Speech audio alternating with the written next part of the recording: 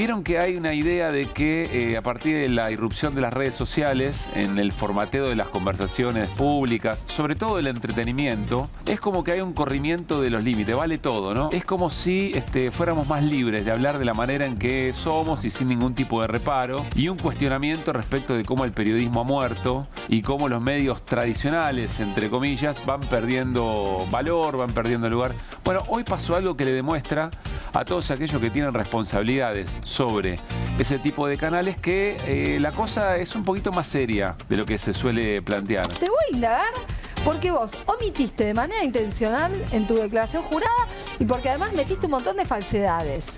Eso es lo que de mínima dice el fiscal Marijuán que encontró, las variaciones que fue encontrando en las declaraciones juradas, donde, te insisto, él hace mucho hincapié en sos contador, no te podés olvidar de estas cuestiones. Insisto, mirá, si le hubiera caído él, no podía no saber, ¿no? El gobierno dice, a través de Defensa de la Competencia, que va a autorizar la compra siempre y cuando Telecom se desprenda de 6 millones de abonados o clientes a las comunicaciones móviles. 6 millones suena a mucho. Claro. Ahora, Telefónica y Telecom juntas tienen 40 millones de clientes. En cuanto a Internet fija, que el gobierno dice que se tiene que desprender de 211.000 sobre un total que suman Telefónica y Telecom de 5.700.000. Claro. O sea, nada. Es un mundial de ricos. ¿En qué sentido? Lo que cuestan las entradas, hermano. Sí. Además, después están todos los mecanismos, están las entradas de los precios oficiales, pero los precios oficiales no hay, todo va a los mecanismos oficiales de reventa. Claro. Porque además no es que es clandestina, son oficiales de reventa. Que eso se va dando también incluso con la televisión, que cada vez tenés que pagar más. Yo me acuerdo cuando apareció el cable en la Argentina, los primeros cables, yo digo, la idea era que pagábamos el cable para no pagar publicidad. Claro. Era cable sin tanda. Y el Mundial cada vez se ve por menos lugares. Dejá los partidos de Argentina, que lo va a dar el canal público, lo que sea.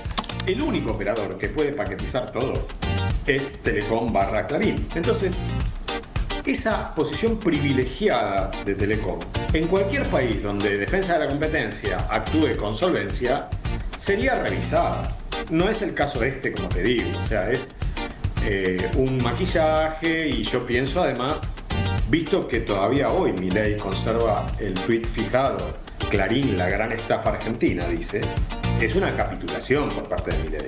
Y nos metemos en el uso político de algo que fue realmente un elemento muy, muy lastimoso en la jornada de hoy, y tiene que ver con lo que hizo el gobierno y especialmente el presidente de la nación, Javier Milei. Bueno, ¿saben cuál es el señalamiento sobre el que el presidente se sube? Que en realidad esto es una operación kirchnerista para desmolarizar a una selección, y la identifican, por supuesto, a Florencia Peña con una manera de pensar el mundo. En definitiva, quienes están utilizando políticamente todo lo que pasó es el propio Milei.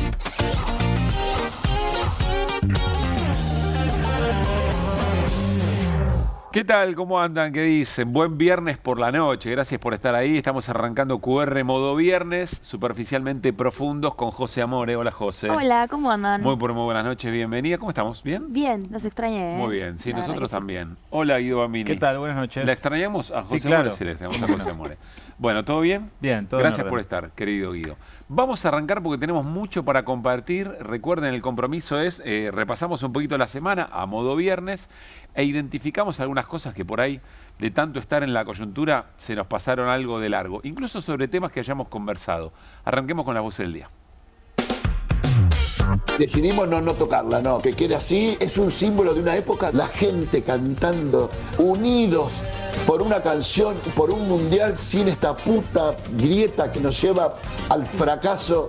Suelten a Messi, por favor. Suelten a Messi, porque nunca va a ser de ustedes. Feynman lo dijo el día anterior, que el papá estaba enfermo. Esa información le dolió mucho más a Jorge Messi que lo que pasó ayer. Siento que es un vuelto para Flor y donde se mezclan todos. Porque está aprovechando esta gaffe de Florencia Peña para tirarse contra los periodistas que investigamos todo el escándalo de corrupción de Adorni. Pues sí, lo hice por Adorni. Sí. Por supuesto, de Libra y todos los que estamos investigando los escándalos de este gobierno, que están todos en Comodoro Pi. En la Guerra de las Galaxias, Arturito era más lanzado y le gustaba tomar riesgo, pero Citripio era como la representación del robot, que dice, a mí no me metas quilombo. Psicológicamente es como que estamos preparados para tratar de ver todos los riesgos, ¿no? Y no ver todas las oportunidades. Desde que asumió Milei, cayeron 330.000 puestos de trabajo, con lo cual, aún si se concretaran los 140.000 millones de dólares del RIGI, no llegaría a compensar. No hay crisis económica, no hay un derrumbe del empleo. Sí podemos decir que hay sectores económicos que no la están pasando bien. Es más, el imbécil de Rabier después de pifiar, de todo le dijo. Escuchen esto, carece de velocidad mental. El testimonio cotidiano de los locales, hablando con un proveedor, el proveedor queriendo cobrarles. Apenas tenga te mando, Adolfo. Estoy pidiendo plata prestada para comprar la comida.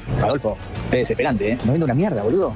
Hola amigo, ¿cómo estás? No sé si todavía, después del Día del Padre, no pongo el negocio a la venta. El beneficio, que en realidad no es un beneficio, es un derecho, ya existía hace 1000 años. Nosotros viajábamos gratis en colectivo, en transporte público. Para mí esto es una vergüenza del propio Adorni. Él fue el que le quitó los derechos a los discapacitados cuando más se estaba enriqueciendo. No es un corrupto individual, no es un mal funcionario del gobierno, es el gobierno mismo.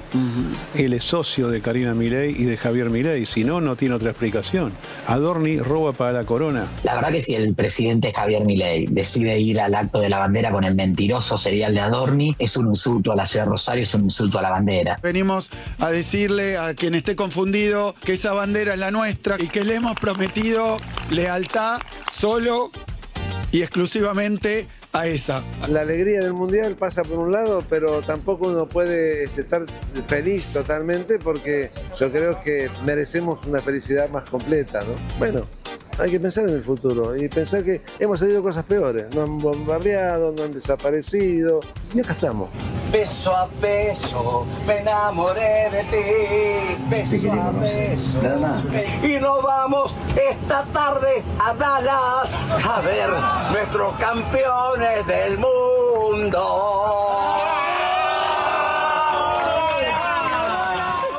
Qué cosa linda, ¿eh? Cómo nos pone el Mundial, es una cosa extraordinaria. Bueno, miren, les voy a confesar algo.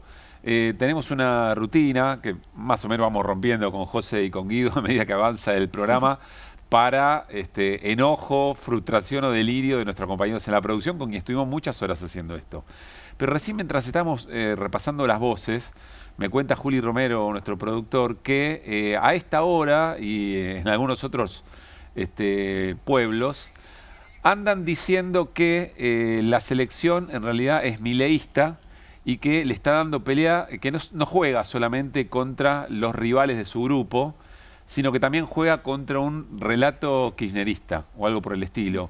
Y recién veíamos por ahí, Messi nunca va a ser de ustedes. La verdad estoy sorprendido de todo esto. Entonces decidimos alterar un poquito el orden. Y yo quiero que todo alrededor de todos los rumores o las mentiras que se dijeron alrededor de la salud del papá de Milei, cosa que ya conocemos, el rol de Flor Peña, de Messi, perdón. ¿Qué dije? De Milei. Todo lo que pasó con Florencia Peña, todo lo que pasó con la gente del uso con Nicky Oquendo, ya conocemos toda la historia. Acá empieza a pasar otra cosa, que algo ayer advertíamos en nuestro reflejo inmediato, que es que quienes están utilizando una noticia que hubiera sido realmente muy dramática, y quienes están golpeando bajo, o quienes están utilizando una mentira para tratar de construir una idea política, son los que efectivamente están diciendo esto. No sé si no se dan cuenta o no les importa. Y todo arrancó acá. John Doe es uno de los integrantes de La Fuerza del Cielo, si mal no recuerdo, uno de los usuarios en redes que militan a Milei, y esto arrancó ayer. Acá está muy bien el resumen de lo que les estoy diciendo. Hay todo un clima antiselección que están gestando los cucas de mierda que odian este hermoso país. Lo de Flor Peña es apenas un ejemplo más de lo poco que quieren y respetan a nuestros héroes campeones del mundo.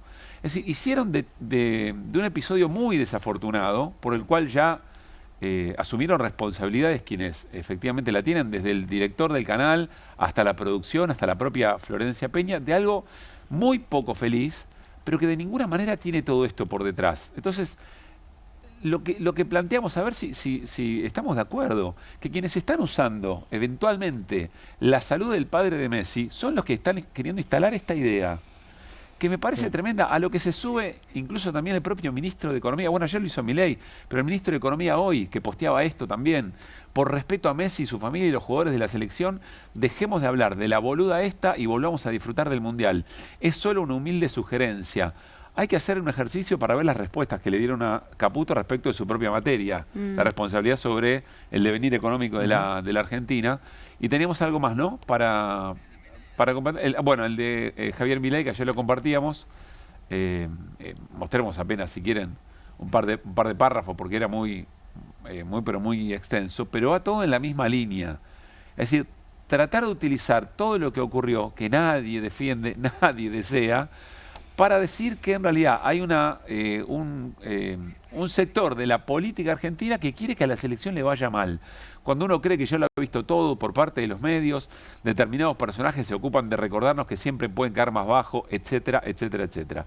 Es decir, todos se están agarrando de esto a partir de una historia que es un horror, que es decir que alguien efectivamente está sufriendo de salud o falleció y que eso no sea cierto. Sí. No sé cómo la ven, pero la verdad que termina siendo de lo más importante de la semana casi. Sí, es una carancheada. Yo decía ayer, digo, es una carancheada.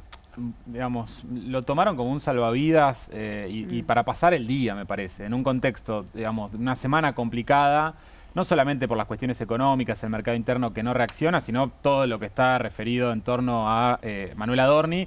Y la verdad que a mí lo que me dio la sensación, todo esto tan orquestado, fue, bueno, montémonos sobre esta noticia, démosle con bombos y platillos todo lo que podamos para por lo menos zafar un día, 2 días, el lunes juega la selección de nuevo y así vamos tirando. Sí, total. De hecho, un poco que ayer se debería haber hablado de que el gobierno tuvo que dar de baja la sesión que tenía programada en el Senado para frenar la interpelación a Adorni, y los votos estaban sobre la mesa, ¿no?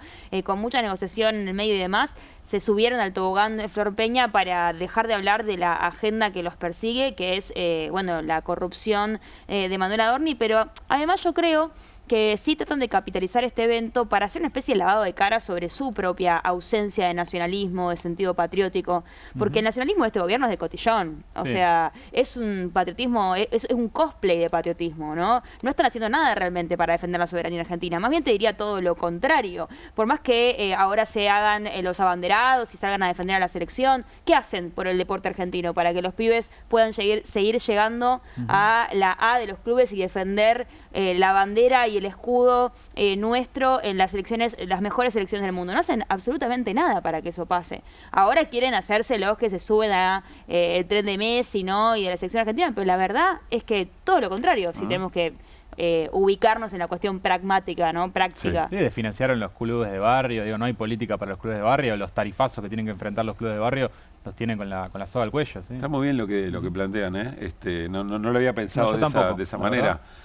Pero la verdad, da asco. Lo que dice Guido, el carancheo. Eso era el concepto que estaba buscando y no lo encontraba. Hay un carancheo sobre la propia noticia falsa sobre la que se monta toda la operación. Bueno, de hecho, le estaba escuchando en su nota a Pia Joe, que es una colega de espectáculos, que lo que se pudo comunicar, parece que tiene buen vínculo con la familia Messi, y ella contaba públicamente que hablaba con Celia, la mamá de Messi, y que el gran enojo de la familia, y sobre todo del padre, era con Eduardo Feynman, porque era Eduardo Feynman el que dijo públicamente la razón por la cual Messi estaba emocionado cuando convirtió su gol durante el partido. Y nadie había dicho eso.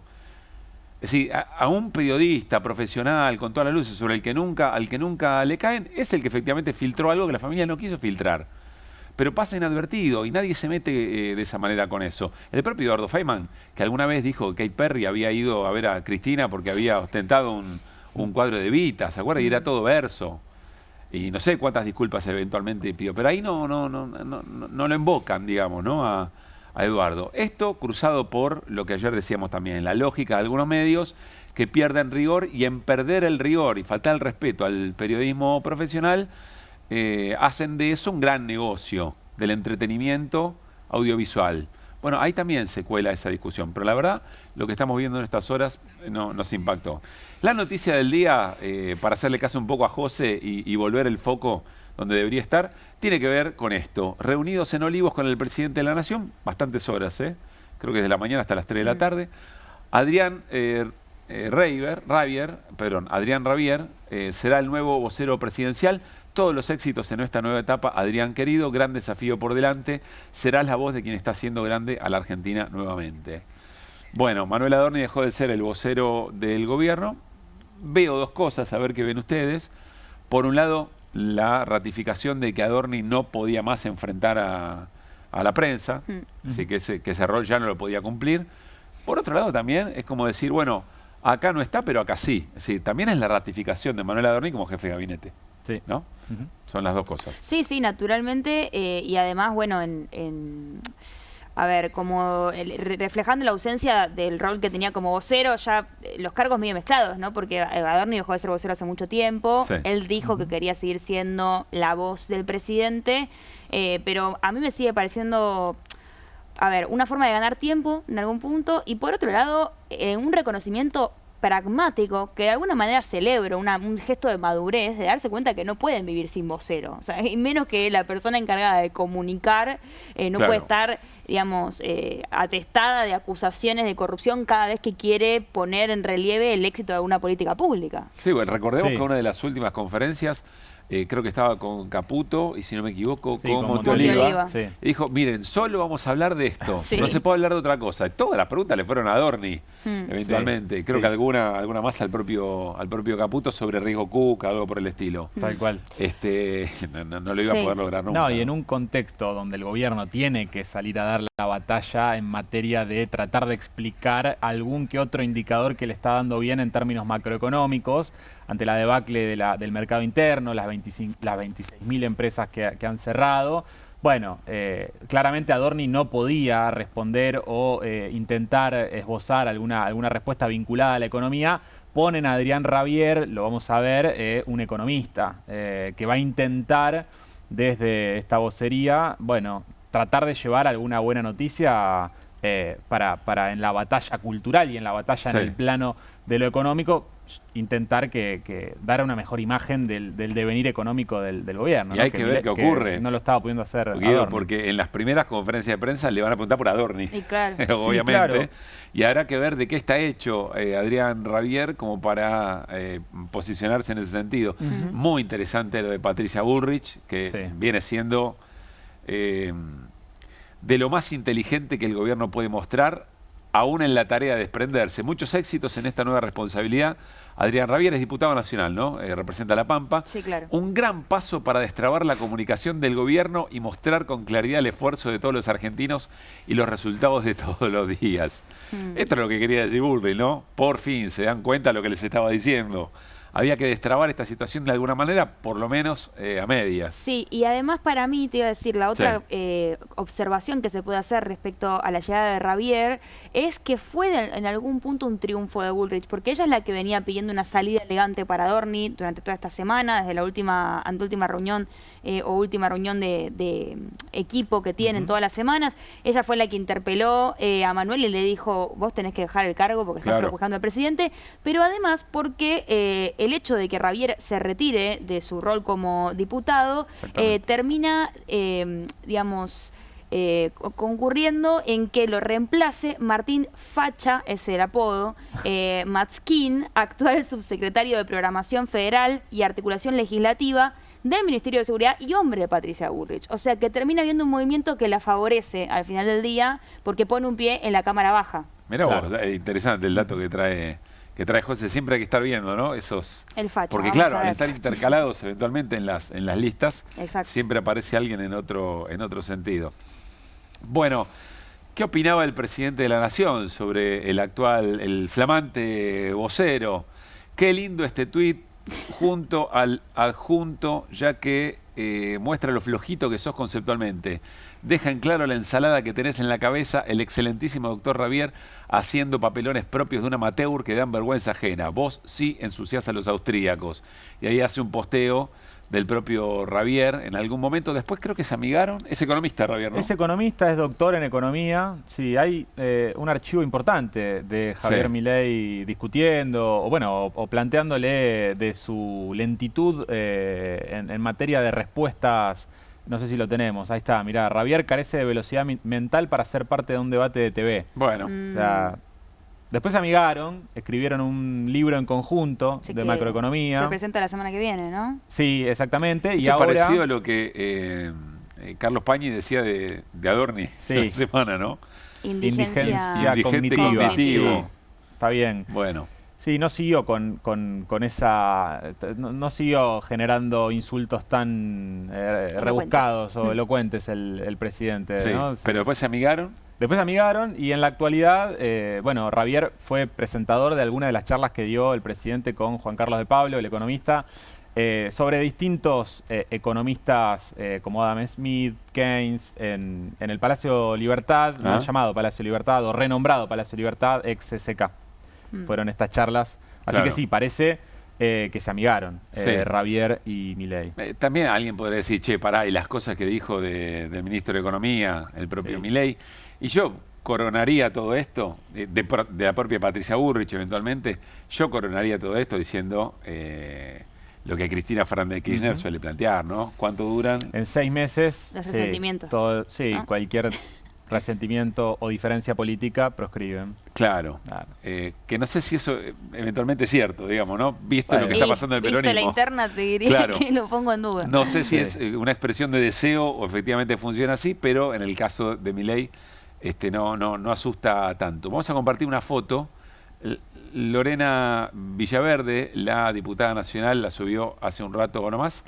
Ahí está el propio Ravier y el libro que escribió con Javier Milei, La batalla por la macroeconomía. Es el responsable académico de la Fundación Faro también. Claro.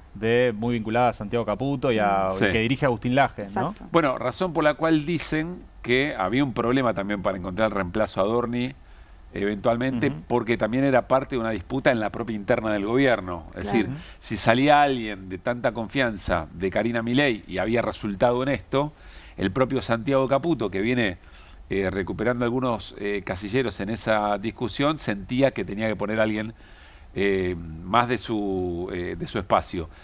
No aparentemente Ravier claro, está en el medio, porque tiene buena relación directa con Milei, claro. Y tiene alguna relación al estar en la Fundación Faro con Santiago Caputo y Agustín Laje. Entonces, sí, pero además tiene una actividad política bastante contundente en La Pampa, que es su provincia, y responde también cercano a Menem, ¿no? Al a los armado Menem. provincial de Lule. Claro, entonces me parece que es un punto medio para algunas partes. Yo no sé si lo consideraría parte del riñón de Caputo, aunque responde a la Fundación Faro. Hay que ver, pero no sé si Karina estaría dispuesta a perder ese lugar, ¿no? De privilegio. Sonó para candidato a gobernador varias veces en La Pampa. Claro, de hecho Karina quiere que sea Él nació en la Ciudad de Buenos Aires. Nació en la Ciudad de Buenos Aires, pero bueno. Podría ser gobernador de La Pampa. Ahora, candidato. No lo conocemos. La gran pregunta es cómo se va a desenvolver en la tarea ardua de sostener la narrativa del gobierno frente a un momento de relación con el periodismo muy, pero muy tenso y con razones y con argumentos. Vamos a conocerlo un poco. Adrián Ravier, el nuevo vocero del gobierno. ¿Vos le creíste a Espert? Yo le creo a Espert porque mientras no haya una prueba clara de algo que demuestre lo contrario, le creo, pero la verdad tampoco estoy inundado en el tema como para dar una... ¿Cuál de todas? Claro, ¿qué ¿cuál parte de le todos crees? los Espert le crees? No sé. ¿Sabes qué está pasando? La verdad no lo sé. Bueno, va a tener que inundarse en varios temas para ejercer el rol, ¿no? Digamos. Creo que tenemos algo más para seguir conociéndole la voz, el tono y el rol hasta físico, les diría. Entonces yo lo que digo es, no hay crisis económica bajo ningún concepto, no hay recesión económica porque el PBI no está cayendo, está aumentando. No hay un derrumbe del empleo, la tasa de desempleo está en 7,5%, que es de los niveles más bajos de la historia argentina. Sí podemos decir que hay sectores económicos que no la están pasando bien y hay sectores económicos que sí la están pasando bien. Te voy a poner una pausa ahí. Puedes decir que no hay crisis económica. No hay crisis económica, ahí profundizo. Lo que yo digo es, ¿por qué le digo esto? Si miramos el estimador mensual de actividad económica del INDEC, que mide el conjunto de la actividad económica y los 16 sectores de la economía, hay que ver desde dónde lo tomamos y demás. Uno va a ver que desde el primer trimestre de 2024 hasta hoy hay una expansión. Llegamos a una meseta en el escenario preelectoral. Una vez terminado el escenario preelectoral, recuperamos confianza de la mano de la elección que tuvimos y las reformas estructurales que este Congreso está aprobando, y a partir de ahí la economía empieza a mostrar de vuelta un poco de actividad económica en crecimiento, digamos. Está bien, pero sectores muy importantes, como ya sabes cuáles te voy a nombrar, la construcción o la industria, anda a decirle que no hay crisis, digo, por eso uno cuando habla de crisis o de recesión mira el agregado. El EMAI mismo te muestra 16 sectores de la economía. Entonces la pregunta es, ¿qué sectores están en expansión y qué sectores no están en expansión y pueden estar en caída? Bueno, hay 3 motores: la energía, la minería, la agroindustria. Hay sectores en servicios como servicios profesionales que están exportando récord. Hay sectores como patentamiento de automóviles que sabemos que han aumentado mucho. Hay un sector inmobiliario que estaba en caída libre, que hoy se recuperan los valores de las viviendas. Bueno, voy a decir lo siguiente. Me parece que está mucho más formado y preparado que Manuel Adorni, eventualmente, para ir a dar los argumentos del propio relato del gobierno, de mínima por lo económico. Sí. Parece tener más herramientas, ¿no? Es un tipo formado que tiene esa... En general no levanta la voz tanto, no es tan soberbio como lo es Adorni, pero yo no sé cómo se va a desenvolver en frente de los periodistas. Me parece que está más acostumbrado tal vez al debate legislativo en comisiones. Cuando lo picanteen un poco algunas preguntas, vamos a ver cómo reacciona. Si no, es a diferencia de Adorni, que quizá no tenía la formación, sí tenía por ahí más la formación panelista, ¿no? Que, bueno, no piensa como vocero. Si no se hubiese enriquecido aparentemente de forma ilícita, quizá le hubiese salido bien, ¿no? Porque esa fanfarroneada que tenía Adorni a la hora de dialogar con los periodistas, aunque podía ser muy molesta para quienes respetamos la profesión, a los fines del gobierno le podía funcionar. Lo que me parece de Ravier es que, bueno, no tiene ni expertise con los medios, ni tampoco expertise política. Digamos, su desembarco en la política fue a partir de la elección para diputado. Antes no tenía trayectoria. Entonces, bueno, va a haber que verlo en la cancha, ¿no? Bueno, si arranca con sin la soberbia de Adorni, sin ese maltrato, aún sosteniendo posiciones o análisis o las políticas del gobierno que pueden tener, por supuesto, su contraargumento, yo creo que acá, como dice el Turco Asís, ¿no? Lo disruptivo es la normalidad eventualmente. Si entra de menor a mayor y con mejores modales, aunque sostenga, por supuesto, defiende las políticas del gobierno, quizás zafa. Vamos a ver cómo se desenvuelve eventualmente. Ahora, claro, recién lo escuchamos a él hablando y describiendo la política económica del gobierno. Pero hace poco, como diputado, es el segundo de la comisión de... Es el vicepresidente de la Comisión de Economía. Sí. Bien. Allí donde habían sido convocados distintos sectores de la industria y del trabajo para exponer, empresarios y trabajadores, para exponer el momento que estaban viviendo, alguien le cantó las 40 y no necesariamente jugando al tute. Miren. Permiso, ¿puedo hacerle una pregunta por trabajador? Le está hablando a Ravier, está en la autoridad de la comisión. Río Grande está muerto. Yo por eso lloro, porque hablo como trabajador, porque no soy político, no soy nada. Y lo que dije, vengo de una familia trabajadora. Y este gobierno está destruyendo a los trabajadores, no solamente en Tierra del Fuego, en todo el país. Eso tienen que escuchar, eso le tenés que comunicar a tu presidente. ¿Lo van a escuchar? Eso, ¿me entendés? ¿Qué quiere? ¿Que se prenda el país fuego como fue el 2001? ¿Eso quiere? ¿Yo qué tengo que hacer? Tu tiempo no son los mismos que los trabajadores. Los trabajadores no están buscando de hambre. Perdón que te lo diga. ¿Me entendés? Eso es lo que tengo que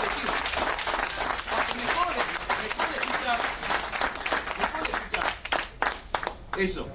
Porque nos rompemos laburando todos los días. Porque con nuestra plata vamos a comprar al supermercado y generamos que la economía se mueva. Esa es la verdadera economía. Y lo que están tirando son Excel. Eso es la verdadera. ¿Me entendés? Perdón que te lo diga. Muy bien. A ver, nosotros no puedo. Hago una consulta. ¿Responde? ¿Cuánto es tu sueldo? ¿Cuánto es tu sueldo? No importa, esa no es la discusión. Vamos a hablar salariales que hoy están perdiendo en la calle. Que responda a la pregunta que le hicieron. Que responda a la pregunta que le hicieron muy respetuosamente y luego seguimos con las instauradoras. A ver, es claramente la sensibilidad de todos los sectores que hoy nos trajeron. Son los que están sufriendo una realidad muy compleja y creo que los datos también lo demuestran. Somos trabajadores. Claro que son trabajadores. Nosotros, a ver, en términos técnicos, a veces lo que se dice es, en el momento en que uno sufre un cambio de modelo, como lo estamos viendo, como lo hemos visto tantas veces en la historia, por ejemplo, cuando hubo una destrucción de empleos, no sé, el pase de las carretas a los automóviles. Bueno, al final, me dejó pensando al final. Insisto, estabas tratando de explicarlo. Primera impresión, reconoce el dolor de los trabajadores que estaban ahí y dice, bueno, en un cambio de modelo se atraviesa, pero reconoce hasta casi que legitima. Lo que otro acabamos color, de ver, ¿eh? Otro color. Sí, nada que ver. La solución, yo vi esa comisión, la recuerdo, fue la que tiene este gobierno, el discurso oficial, que es la reconversión de esos sectores. Pero bueno, por lo menos en términos mejores a los que podría haber dicho Adorni, sí. Sí. Alguien dice, estaba rodeado en esa comisión. Bueno, yo recuerdo a Espert, presidente de la Comisión Presupuesto y Hacienda, y algunos diputadas de la oposición se querían levantar a pelearlo por lo provocador que era. Sí. No parece el estilo. Estamos pensando, contrapongamos esto con el rol de Adorni. Vamos a ver, es apenas un prejuicio, pero me pareció interesante lo que nos propuso la producción.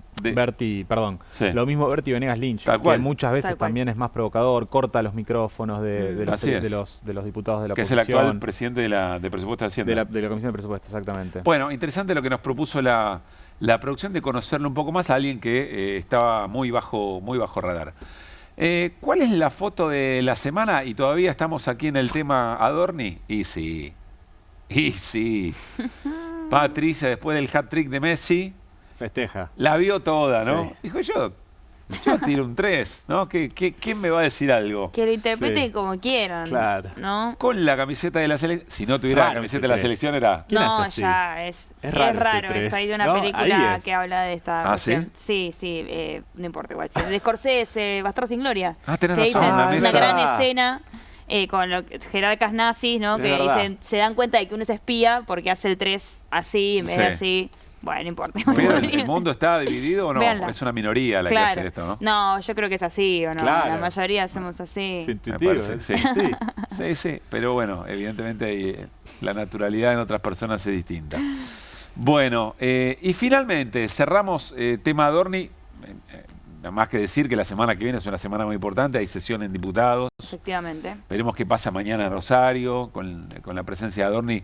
Casi el presidente provocando con esa presencia. Victoria Villarroel va a estar ahí también. Bueno, pero cerramos con Argentina potencia en términos de creatividad y osadía. Miren esta publicidad. Susi Deco, que merece todos los minutos de publicidad. Nuestros almohadones están tan baratos que vas a pensar que te estamos robando. Y hay un Manuel Adorni, hay una búsqueda de Manuel Adorni, ¿no?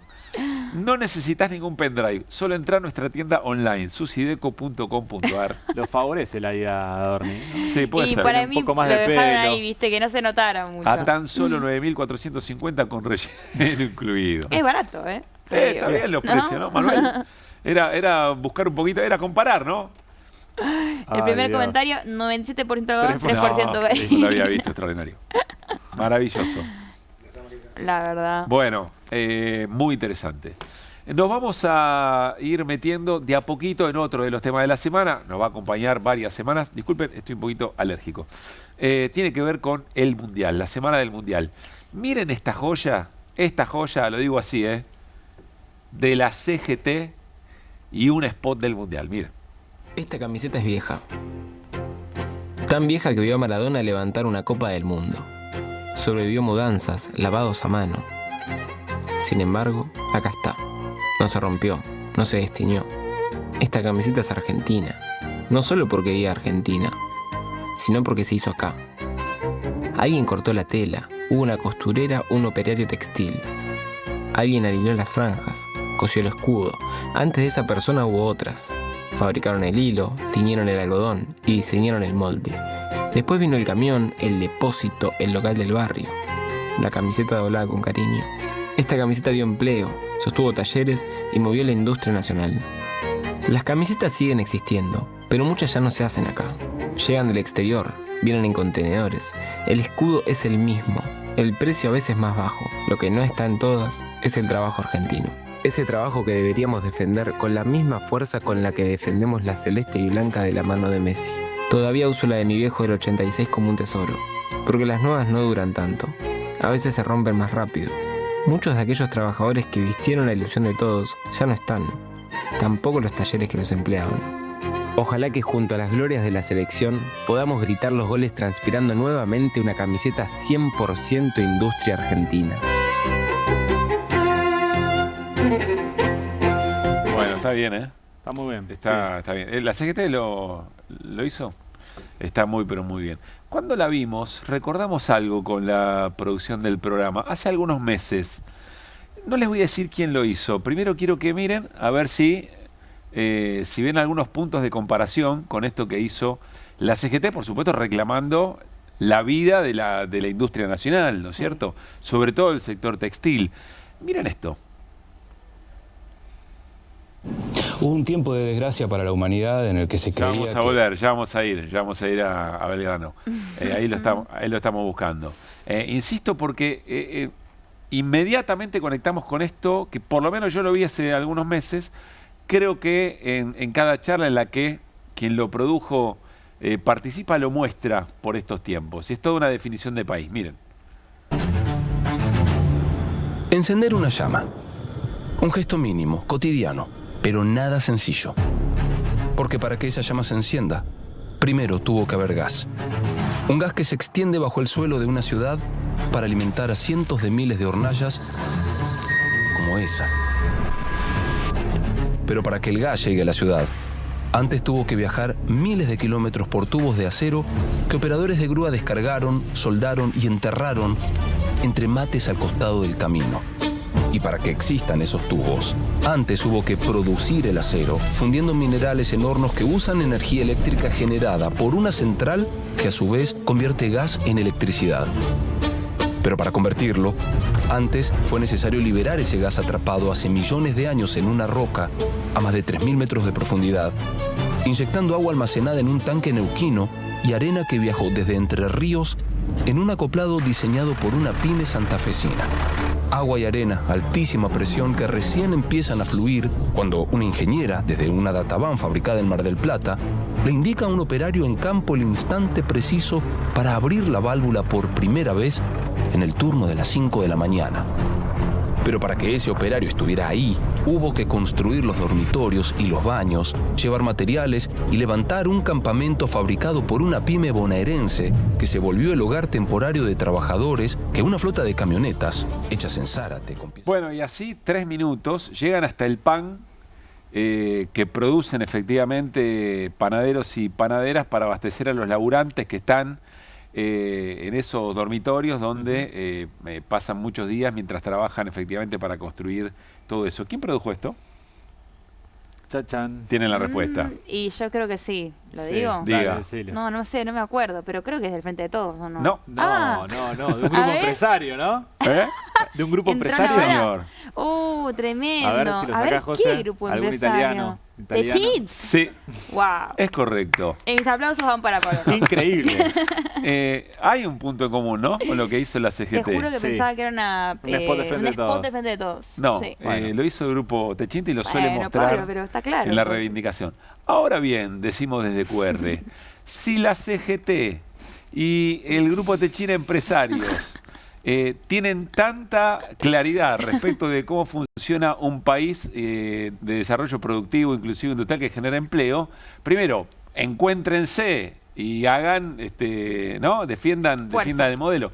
Y segundo, aunque sea por separado, si están tan convencidos, hagan lo que tengan que hacer cada vez que hay que se enfrentan ante el desafío de proyectos que van en contra de todo lo que están diciendo en estos spots. ¿No?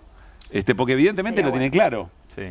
Sí, vos lo decís porque la CGT está optando en general por estrategias judiciales, ¿no? Y no tan combativas. Por lo que se viene diciendo. Hay un industricidio en la Argentina, de la CGT de hace bastante tiempo. Sí, ¿no? Bueno, por algo se está creando un frente sindical paralelo que le quiere disputar esa conducción, ¿no? Así es.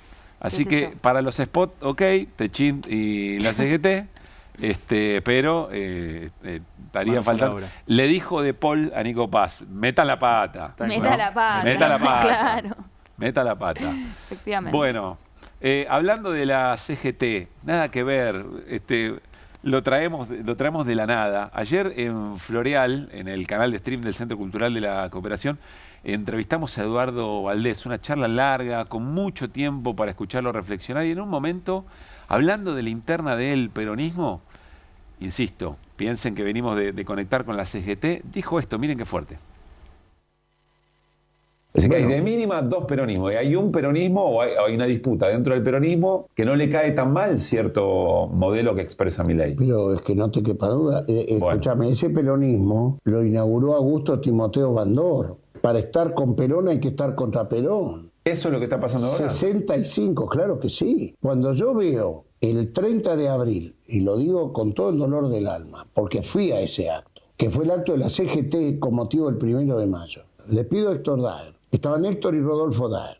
Espero que hoy nombremos a Cristina, que fue la presidenta que más derechos amplió en el siglo XXI. Y Héctor y Rodolfo me dicen, yo estoy de acuerdo, pero vení y conversá acá. Y me lleva a hablar con Gerardo Martínez y con Andrés Rodríguez. Y les fundamenté los argumentos de por qué me parecía. Y ellos me dieron la razón, no me lo refutaron. Pero los 3 que estuvieron en el escenario no los dijeron. Y algunos de ellos se sacaron fotos con este pastor pentecostal, o sea, fueron más valientes en ir a sacarse la foto con un pastor pentecostal que cree en la teología de la prosperidad, que los ricos son enviados de Dios y los pobres son condenados, que nombrar a Cristina Fernández de Kirchner. ¿Cómo querés que te diga, Pablo? Esas son las cosas que a mí me conmocionan. Dice Eduardo Valdés que para entender qué es lo que está pasando dentro del peronismo respecto del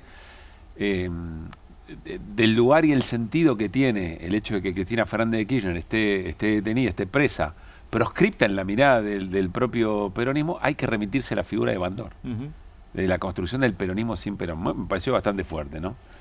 Sí, es interesante igual esa discusión. Yo creo que hay una conversación incómoda que es difícil dar, ¿no? Que nos pasó la semana pasada con el Chivo Rossi acá también. Ajá. Porque por supuesto que hay que denunciar que el hecho de que Cristina esté presa es totalmente un atentado a la democracia, ¿no? Por los términos y condiciones en los que eso ocurrió, y que es cierto que las elecciones que se van a dar el año que viene van a ser en un contexto donde una de las, si no decir la principal dirigente de la oposición, está privada de su libertad. Digo, ¿qué democracia es posible en ese contexto? Pero de la manera en que ocurrió, pues sí. Bueno, no, si hubiese sido legítimo, claro, es parte de la regla del juego, pero el tema es la causa-vialidad, ¿no? Y la cantidad de irregularidades de las que está plagada la investigación y además de lo que se lo acusa. Bueno, lo hemos explicado muchas veces. Ahora, lo que a mí me preocupa es realmente cómo va a ser el peronismo para dialogar con ese 20%. Vos decís, bueno, a Milei lo apoyó un 50% del electorado argentino en el balotaje. Hay un 20% que hoy está muy en dudas de volver a ratificar ese apoyo a Milei.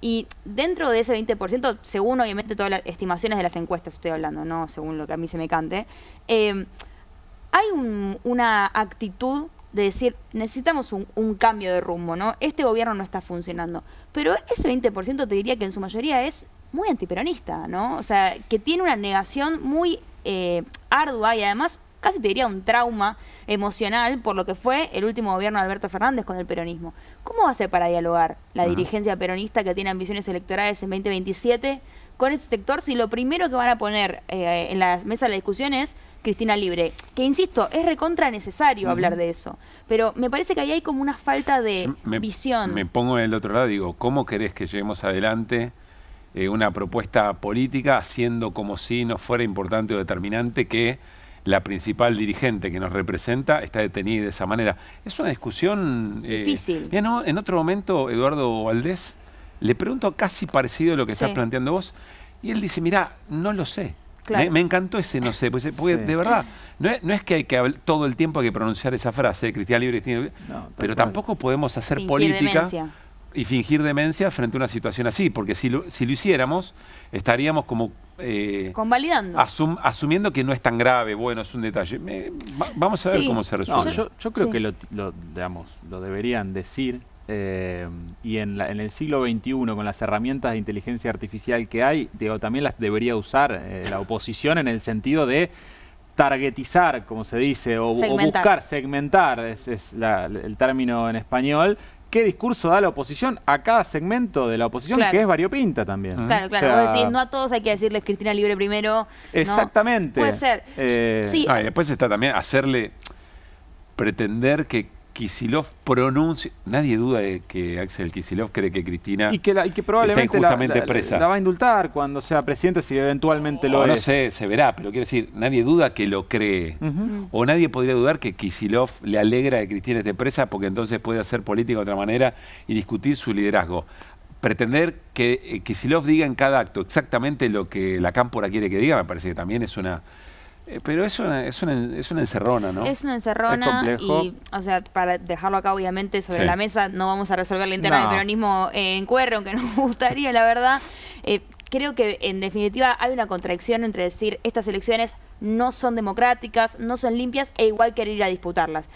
Es una contradicción que no creo que haya que resolverlas fingiendo demencia sobre lo de Cristina, pero sí hay que ponerlo sobre la mesa, ¿no? Decir que las elecciones no son válidas y a la vez pretender ganarlas y pretender seguir construyendo una democracia en el Congreso, con el Congreso en las dimensiones en las que lo venimos viendo laburar.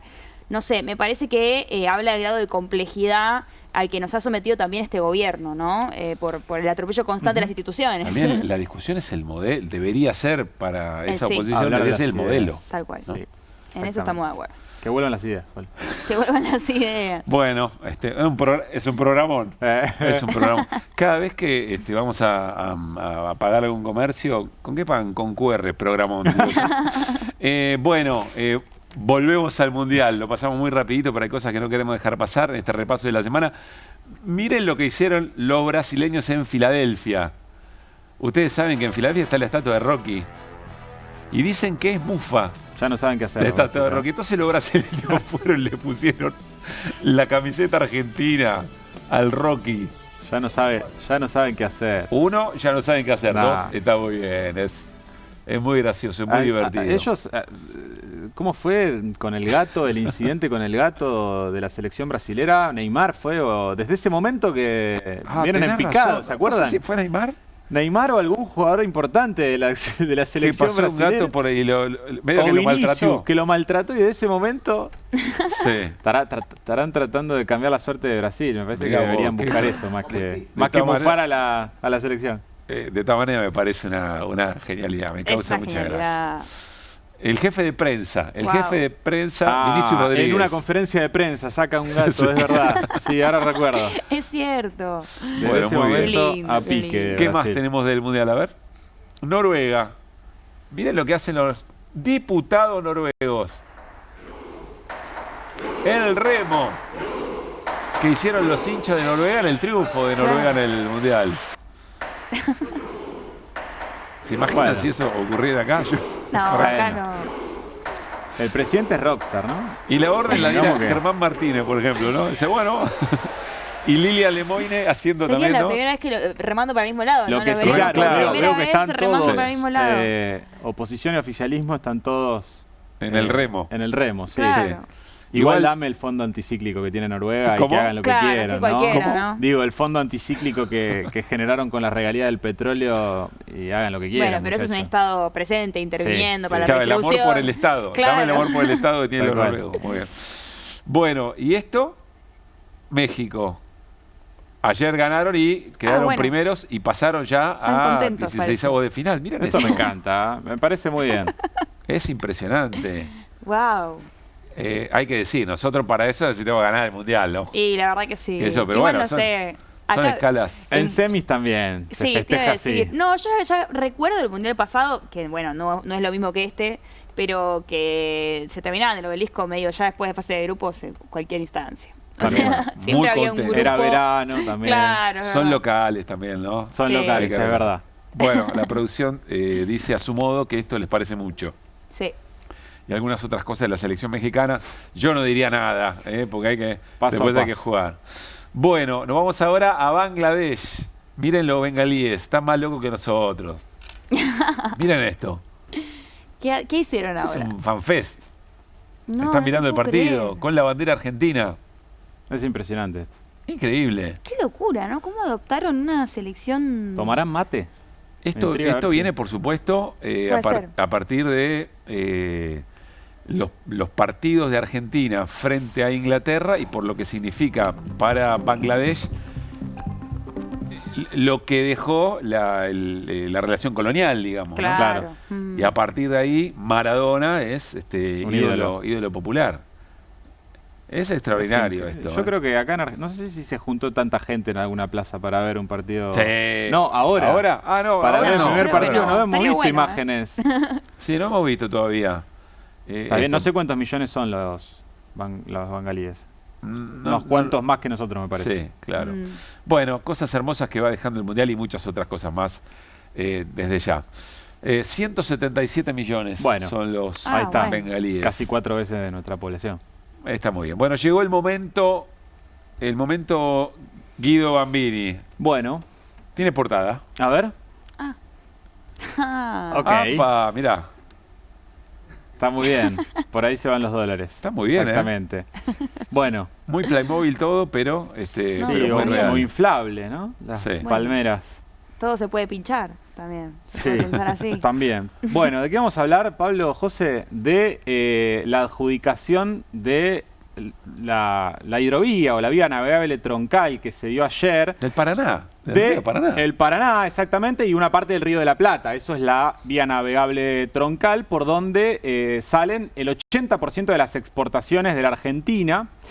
Y la licitación la ganó, es la privatización más grande de la era Milei. Es un contrato por 25 años, prorrogables por 5 años, un contrato de 15.000 millones de dólares, que lo ganó la belga Jan de Nul con su socio local, Servimagnus. Y vamos a las placas. Te diría que directamente a la segunda placa, Juli. Este es el comunicado oficial del Ministerio de Economía, en donde plantea básicamente cuál es la ganadora, pero me interesa que nos centremos en este cuadrito sinóptico que lo hacemos con inteligencia artificial, de quién está vinculado a Jan de Nul y a Servimagnus, al socio local puntualmente. Está vinculado el grupo Romero, los hermanos Romero, que a su vez están vinculados con los hermanos Neus, que probablemente les suenen conocidos, los hermanos Neus.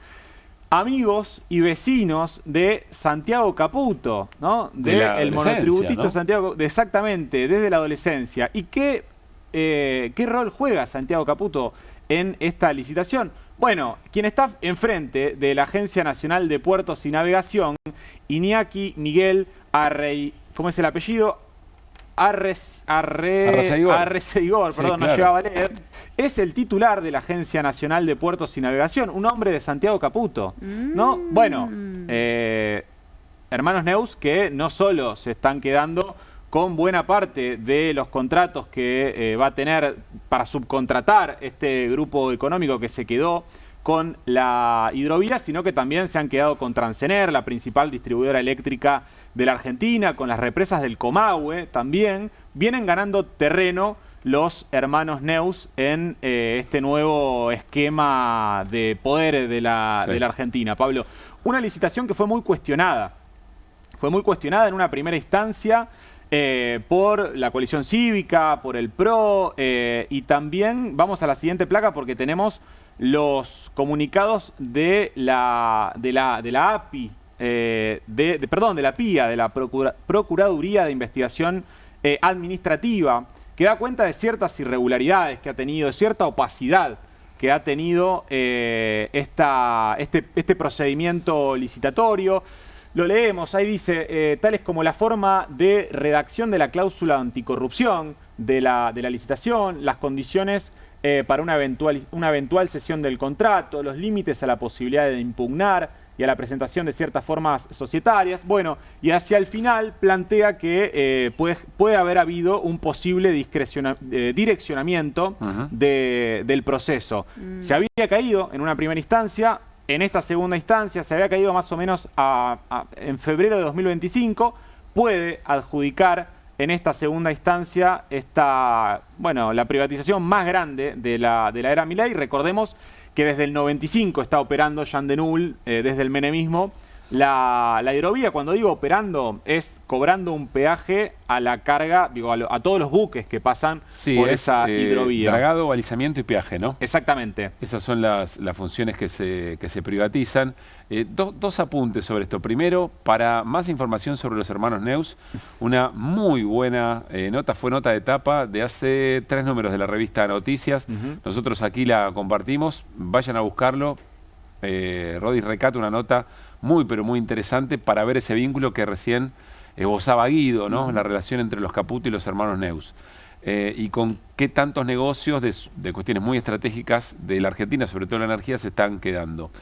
Y el otro elemento lo charlamos también con Carlos Delfrade, diputado provincial en la provincia de Santa Fe, colega, y él resume esto de una manera muy concreta. Estamos hablando de quién maneja o bajo los ojos de quién pasa la riqueza que produce y se produce en la República Argentina. Exactamente. Ni más ni menos. Sí, sí. Bueno, sí, lo último. No, digo, son algunos datos más, pero cortito, Pablo. 100 millones de toneladas se transportan por la hidrovía en materia de exportaciones, 24 millones de toneladas en el cabotaje nacional. Todos los negocios legales y también ilegales. Nos vamos a la pausa, tenemos mucho más QR de viernes, superficialmente profundo, ya venimos. Este año lo jugás con tarjeta Cabal de Banco Credicop. En junio, cada vez que juegue la celeste y blanca, hasta 40% de descuento en las mejores apps y locales de gastronomía. Y sí, este año lo jugás con tarjeta.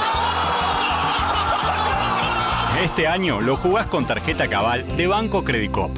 Para más información ingresá a www.beneficios.bancocredicop.com. ¿Pensás que las subastas no son para vos? Son para todos, porque podés comprar y vender desde donde estés de manera rápida, fácil y confiable. ¿Querés participar de nuestra próxima subasta?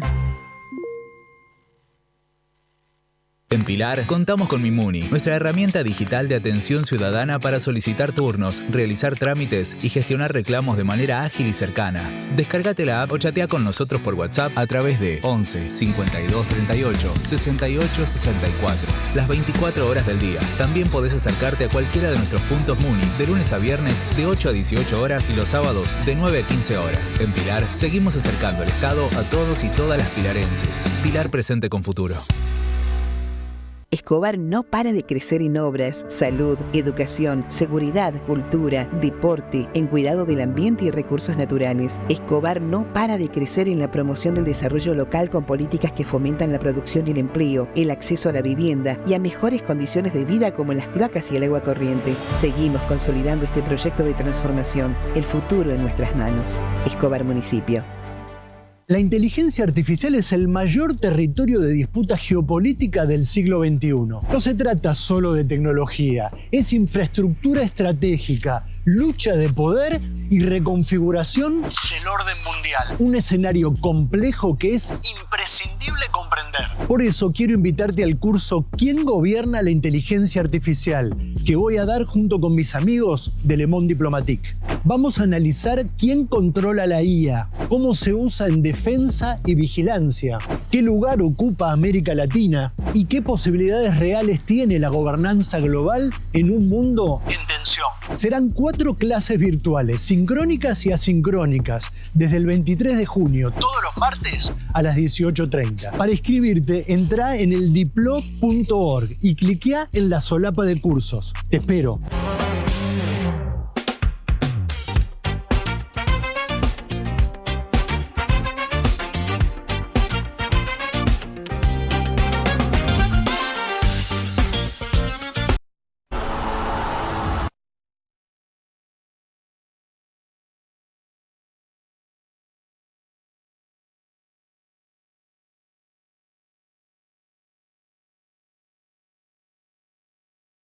Siempre hay algo detrás que ayuda a que las cosas sucedan.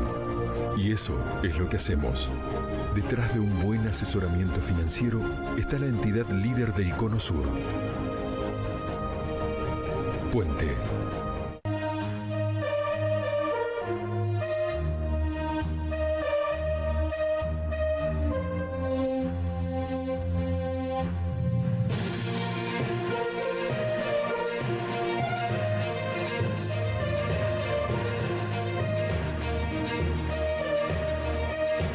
Con Telecentro, conectados de gloria sigamos. Pedí tu Deco 4K con tecnología Android TV más la mejor internet de 700 megas Wi-Fi 6 a solo 31.999 pesos. Telecentro, conectando con vos. Lo importante es que tengamos conciencia. Señor, deja el cargador enchufado. La luz, Ciro. ¿Y si volvemos el tiempo atrás?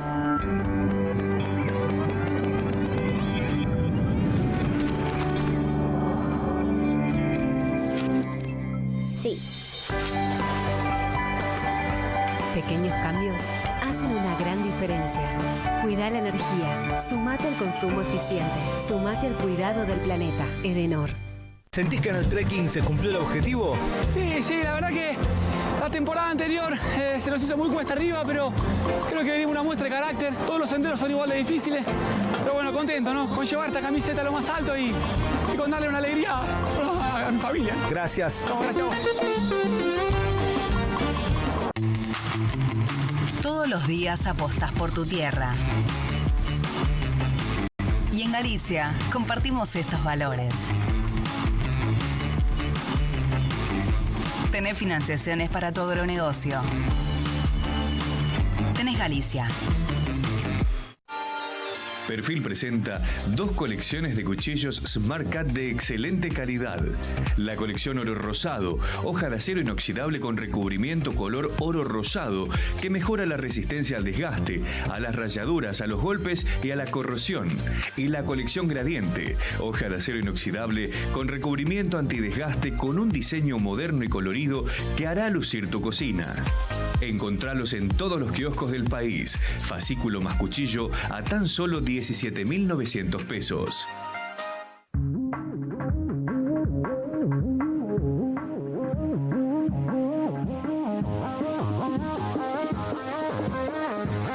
Sexto Mundial, carrera récord y marca global. En noticias de esta semana, el último Messi. De ídolo a empresario, el imperio que construyó con negocios en Miami, Argentina y España. Desde un club de fútbol hasta tecnología. El nuevo perfil del capitán cuando se retire. Además, el caso Adorni, excusas que no cierran en su declaración jurada y el adiós al Indio Solari. La pelea entre ricoteros versus libertarios. Revista Noticias. Entender cambia la vida.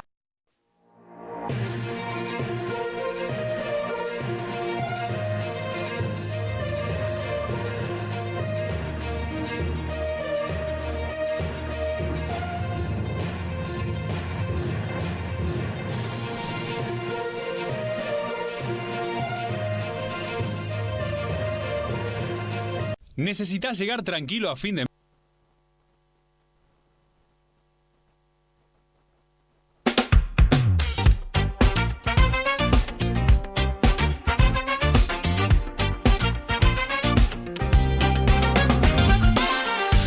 Seguimos haciendo QR de viernes. Momento José Amore. José. Muy bien. Preocupa la caída en la participación joven en las elecciones, ¿no? En particular, este es un informe que se desprende de datos de la Comisión Nacional Electoral. En lo que fue las elecciones de 2025, jóvenes entre 18 y 30 años, además una franja donde empieza la participación política y la vida adulta, vamos a decir, sí, claro, ¿no? Porque si bien se puede votar desde los 16 años, bueno, uno sabe que no es lo mismo, ¿no? Vivirlo, además no es obligatorio a los 16 años. Pero en particular, miren este número. El 34,5% de los jóvenes entre 18 y 30 años no fueron a votar en las elecciones legislativas de 2025. Vos decís, ¿es mucho? ¿Es poco? No, es definitivamente mucho. Si bien la caída de la participación electoral es una tendencia que es transversal a distintos estratos etarios, los adultos entre 50 y 65 años, si bien creció esa baja de la participación, se quedan un 20%, ¿no? Estamos hablando de más de un 30% del padrón.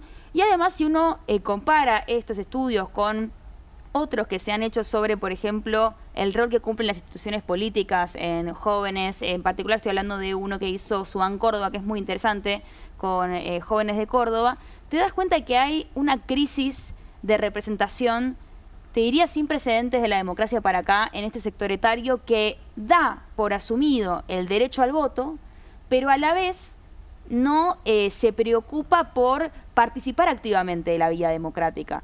Bueno, es interesante también pensar si esta caída particular que hubo en las elecciones pasadas, del año 2025, no tiene algún reflejo con el descontento o el impacto de las políticas del gobierno en este sector, ¿no? Un sector que en algún momento apoyó mayoritariamente, mi sector, voy a hablar desde mi generación, apoyó en su mayoría a Javier Milei y que hoy en día se ve mayoritariamente afectado por las políticas económicas, por no solamente la falta de acceso al trabajo, sino el trabajo precario, ¿no? o la ocupación demandante, etcétera, etcétera.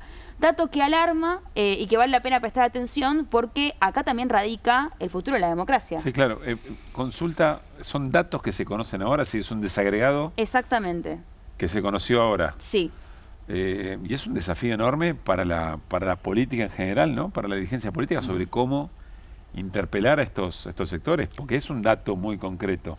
Sí, tal cual, es que se viene dando, insisto, si bien la curva, uno ve el gráfico y varía, ¿no? Tiene picos de participación y picos de ausentismo, en el medio estuvo la pandemia, ¿no? Si podemos pensar desde 2017 para acá, pero va en ascenso. Y además, sí, insisto, digo, otro día si quieren lo traigo con más profundidad, con más placas, pero Subán Córdoba viene investigando que hay una falta de confianza en las instituciones políticas, o sea, los jóvenes y los adolescentes en Argentina confían más en un influencer que en el Congreso Nacional.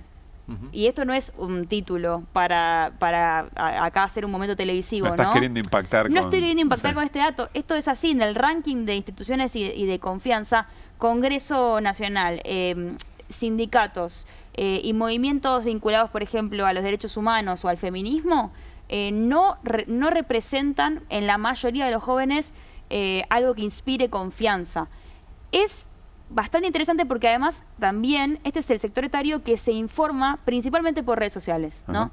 Hay que ver ahí, hay una relación para investigar entre el consumo de noticias falsas, ¿no? Y también, bueno, una moda de la política que vemos a diario. Y que además cada vez está influenciado de mayor forma por el manejo de los algoritmos o empresas que teledirigen determinado tipo de mensaje. O sea, Cambridge Analytica ahora era un chiste comparado con lo que hoy se puede hacer. Yo cruzo esto que contás, José, con otra preocupación de la que hemos hablado. Muchos espacios de la política que, ante la dificultad de lograr interpelar efectivamente a sectores de la población, en la representación más tradicional de la política, están esperando como que se pudra todo y que eventualmente el péndulo vaya para el otro lado. Y es un problema porque si efectivamente hay una crisis que se profundiza y esa crisis se convierte en otro grado de tensión social, esto que cuenta José no garantiza que vayan necesariamente hacia la representación política de otro modelo. No. Si no sabes para dónde dispara eso. Y de hecho, bueno, si bien la crisis de los partidos tradicionales es algo que en las ciencias sociales y en la ciencia política se viene estudiando hace mucho, esto que decís me hace pensar en otro dato que se desprende de este informe, que es que solo el 7% de los jóvenes entre 18 y 30 años está afiliado a algún partido político. Y si vos te vas a la franja etaria entre 16 y 17, esa cifra, ese porcentaje baja al 0,01%. La pregunta es, ¿dónde van a construir una identidad política y una responsabilidad cívica? Porque acá no es que todos queremos que sean militantes con el bombo, ¿no? Digo, la participación política puede ser ecléctica, puede ser en un club de barrio, puede ser en una asociación civil, digo, hay distintas formas de participar políticamente, pero no ir a votar es un síntoma de una lejanía absoluta con algo que además puede ser hasta...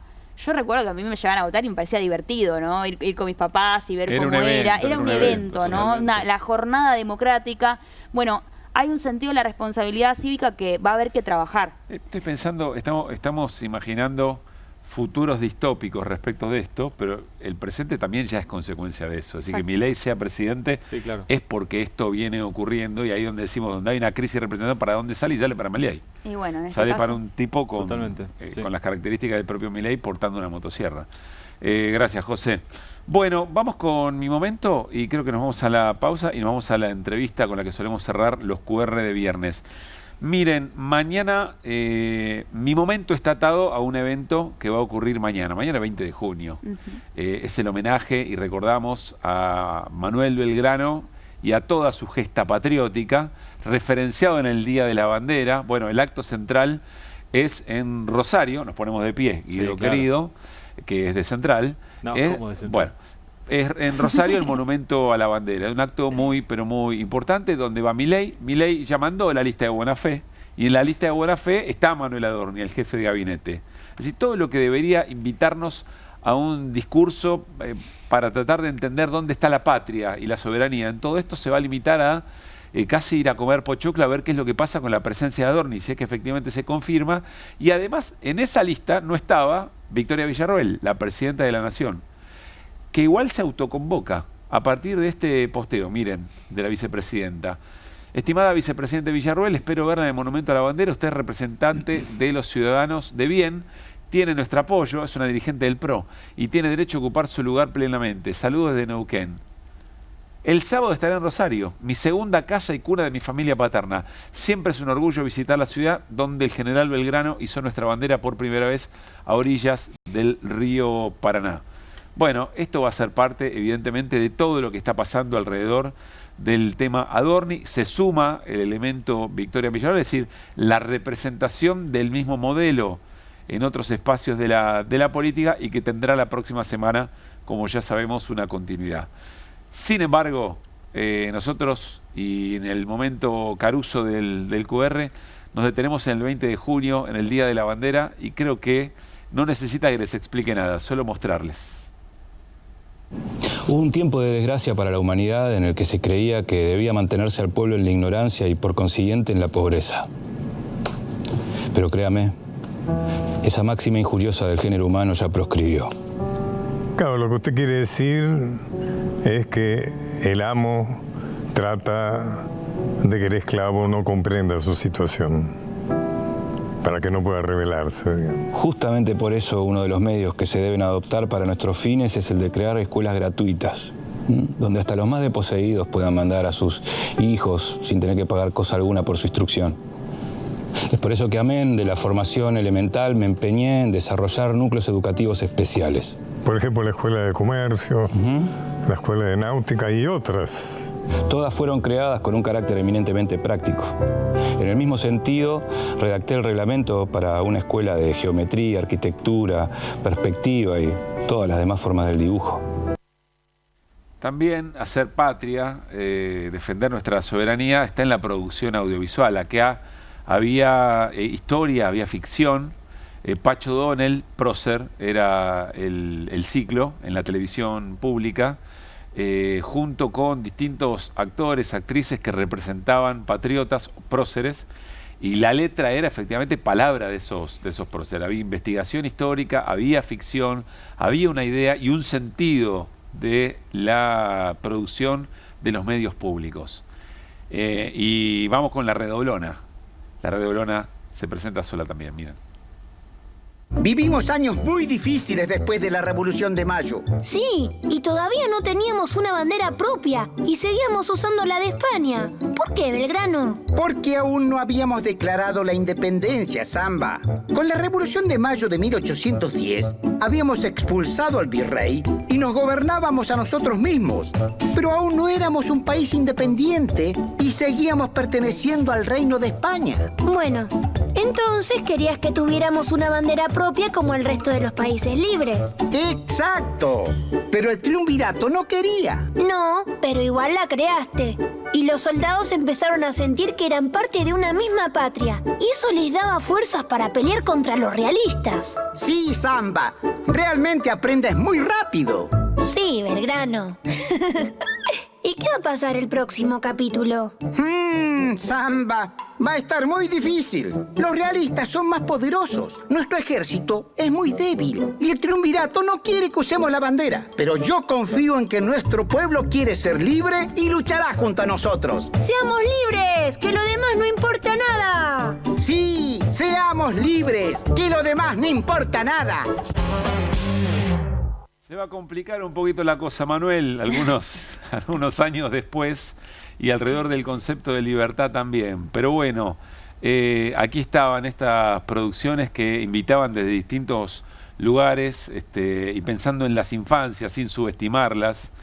Después alguien lo quiso imitar, ¿se acuerdan? Sí. Que habían querido hacer una suerte de samba antagónico. Sí. Parece que duró poco. Y bueno, porque no es fácil hacer esto, ¿no? Era un paquete, bueno, era un equipo interdisciplinario de historiadores, psicólogos, o sea, tenía de todo y con una mirada, además, venían recogiendo, investigando las distintas culturas de las infancias a nivel nacional y buscaban representar a todos los pibes de la Argentina, ¿no? Algo que me parece que este gobierno no lo intentó con ese espíritu. No se puede hacer bien lo que odias, ¿no? Me da la sensación. Bueno, esta es nuestra humilde manera de ir camino hacia este 20 de junio 2026. Nos vamos a ir a una pausa y al regresar en Gente que Dice, en el canal de Stream Floreal, siempre tenemos charlas muy interesantes de las que queremos compartir algunos tramos con ustedes. Miren, muy fuera de agenda o no, ustedes sabrán, vamos a compartir nuestra charla con Nahuel Levalli. Nahuel es, entre varias cosas, coordinador nacional de la Unión de Trabajadores de la Tierra. Además tuvo en su momento la responsabilidad de conducir el mercado central. Hay una enorme cantidad de situaciones, de complejidades que nos va a contar Nahuel, que la verdad tenemos ganas de compartirlos con ustedes. Y permítanme, me parece que eso también, ahí también nos va la soberanía, nos va la patria y la resolución popular, con mucha participación popular, de problemas muy vigentes. La producción de alimentos, su distribución. Bueno, no se lo pierdan, después de la pausa. Moví a tu pyme, moví a tu comercio, moví a tu campo. Movete a Credicop, la mejor atención, condiciones y soluciones para que puedas desarrollar tu empresa, tu comercio o tu producción. Movete a Credicop, movete a un banco distinto. Banco Credicop Cooperativo, la banca solidaria. Para más información, ingresá en bancocredicop.co. ¿Pensás que las subastas no son para vos? Son para todos, porque podés comprar y vender desde donde estés de manera rápida, fácil y confiable. ¿Querés participar de nuestra próxima subasta? En Pilar contamos con Mimuni, nuestra herramienta digital de atención ciudadana para solicitar turnos, realizar trámites y gestionar reclamos de manera ágil y cercana. Descárgate la app o chatea con nosotros por WhatsApp a través de 11 52 38 68 64, las 24 horas del día. También podés acercarte a cualquiera de nuestros puntos Muni de lunes a viernes de 8 a 18 horas y los sábados de 9 a 15 horas. En Pilar seguimos acercando el Estado a todos y todas las pilarenses. Pilar presente con futuro. Escobar no para de crecer en obras, salud, educación, seguridad, cultura, deporte, en cuidado del ambiente y recursos naturales. Escobar no para de crecer en la promoción del desarrollo local con políticas que fomentan la producción y el empleo, el acceso a la vivienda y a mejores condiciones de vida como las cloacas y el agua corriente. Seguimos consolidando este proyecto de transformación, el futuro en nuestras manos. Escobar Municipio. La inteligencia artificial es el mayor territorio de disputa geopolítica del siglo XXI. No se trata solo de tecnología, es infraestructura estratégica, lucha de poder y reconfiguración del orden mundial. Un escenario complejo que es imprescindible comprender. Por eso quiero invitarte al curso ¿Quién gobierna la inteligencia artificial?, que voy a dar junto con mis amigos de Le Monde Diplomatique. Vamos a analizar quién controla la IA, cómo se usa en defensa y vigilancia, qué lugar ocupa América Latina y qué posibilidades reales tiene la gobernanza global en un mundo en tensión. Serán 4 clases virtuales, sincrónicas y asincrónicas, desde el 23 de junio, todos los martes a las 18:30. Para inscribirte, entra en el diplo.org y cliquea en la solapa de cursos. Te espero.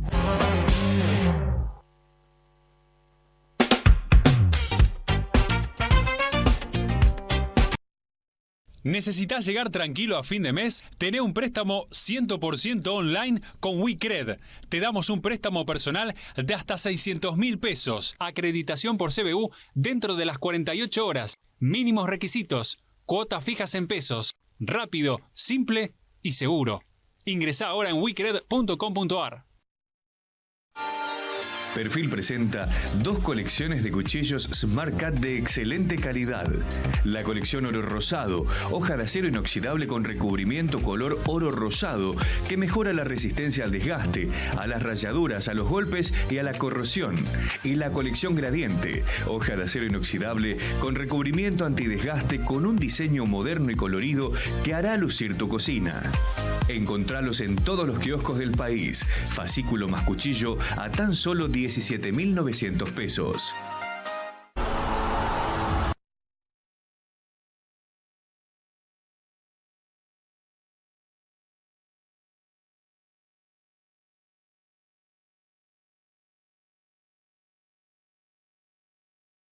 Qué hermoso que es Neuquén. Soy Mariano Martínez. Mis primos recorrieron todo Neuquén. Voy a hacer lo mismo, en 3 días. No, es imposible eso. ¿Cómo? Corriendo. Se observa en la corteza de los arrayanes. Sí. ¿Ese no es Mariano Martínez? No.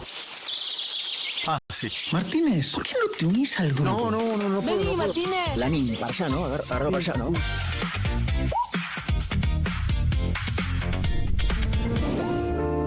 Buenísimo, gracias. Todo buenísimo. Martínez, estás comiendo muy rápido. Voy a los bolillos, me voy a los bolillos.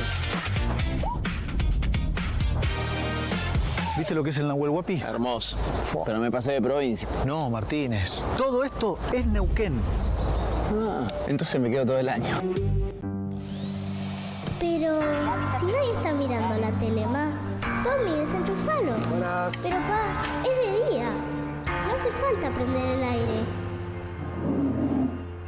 ¿Y si volvemos el tiempo atrás?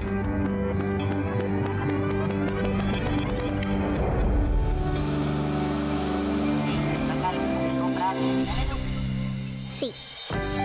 Pequeños cambios hacen una gran diferencia. Cuida la energía. Sumate al consumo eficiente. Sumate al cuidado del planeta. Edenor. Con Telecentro, conectados de gloria sigamos. Pedí tu Deco 4K con tecnología Android TV más la mejor internet de 700 megas Wi-Fi 6 a solo 31.999 pesos. Telecentro, conectando con vos. Siempre hay algo detrás que ayuda a que las cosas sucedan. Y eso es lo que hacemos. Detrás de un buen asesoramiento financiero está la entidad líder del Cono Sur. Puente. Bueno, la degustación dudaste si Malbec o Cabernet. Sí, yo creo que estaba para cualquiera de los dos. El enólogo en la charla previa nos pidió que probemos distintos varietales y creo que aprovechamos la oportunidad. Así que bueno, quedan varios días y no nos conformamos. Queremos ir por muchas bodegas más. Gracias. No, gracias a vos.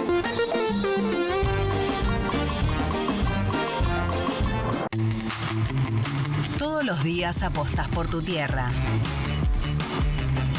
Y en Galicia compartimos estos valores. Tenés financiaciones para tu agronegocio. Tenés Galicia.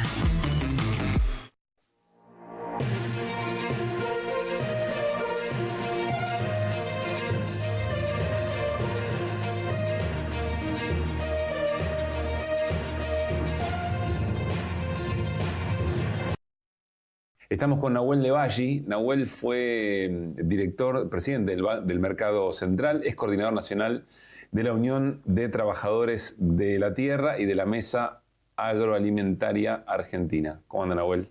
Bien, Pablo, muchas gracias. Gracias por estar acá. No, gracias a ustedes por la invitación. Bueno, un proyecto llamado Inviolabilidad de la Propiedad Privada, que como tantos otros proyectos de La Libertad Avanza, esconde cosas que no terminamos de hacernos el tiempo, el momento de discutirlas a fondo y que plantean un reformateo de lo que hoy entendemos como nuestra Argentina y sobre todo de la disputa de modelos y de proyectos productivos. ¿De qué se trata este proyecto?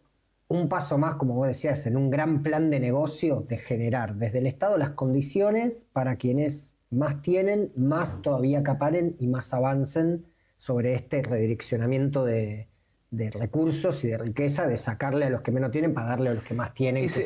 Ahí vamos a este proyecto en particular, pero ¿eso empieza donde? ¿En el decreto 70? ¿En la ley bases? En la ley bases había un artículo que derogaba, bueno, el proyecto de hoy particularmente le pegaba a cuatro elementos grandes, que en realidad es básicamente el acceso del poder a la tierra y al territorio. ¿De qué manera? Uno, avanzaba sobre los barrios populares, RENAVAP que se hizo, eso por suerte con intermediación de la iglesia se logró que se quite ya hace un tiempo. Dos, avanza sobre la posibilidad de desalojos de inquilinos que tarden 1 o 2 meses en pagar el alquiler, desalojo express, modificando todo el código, el código procesal.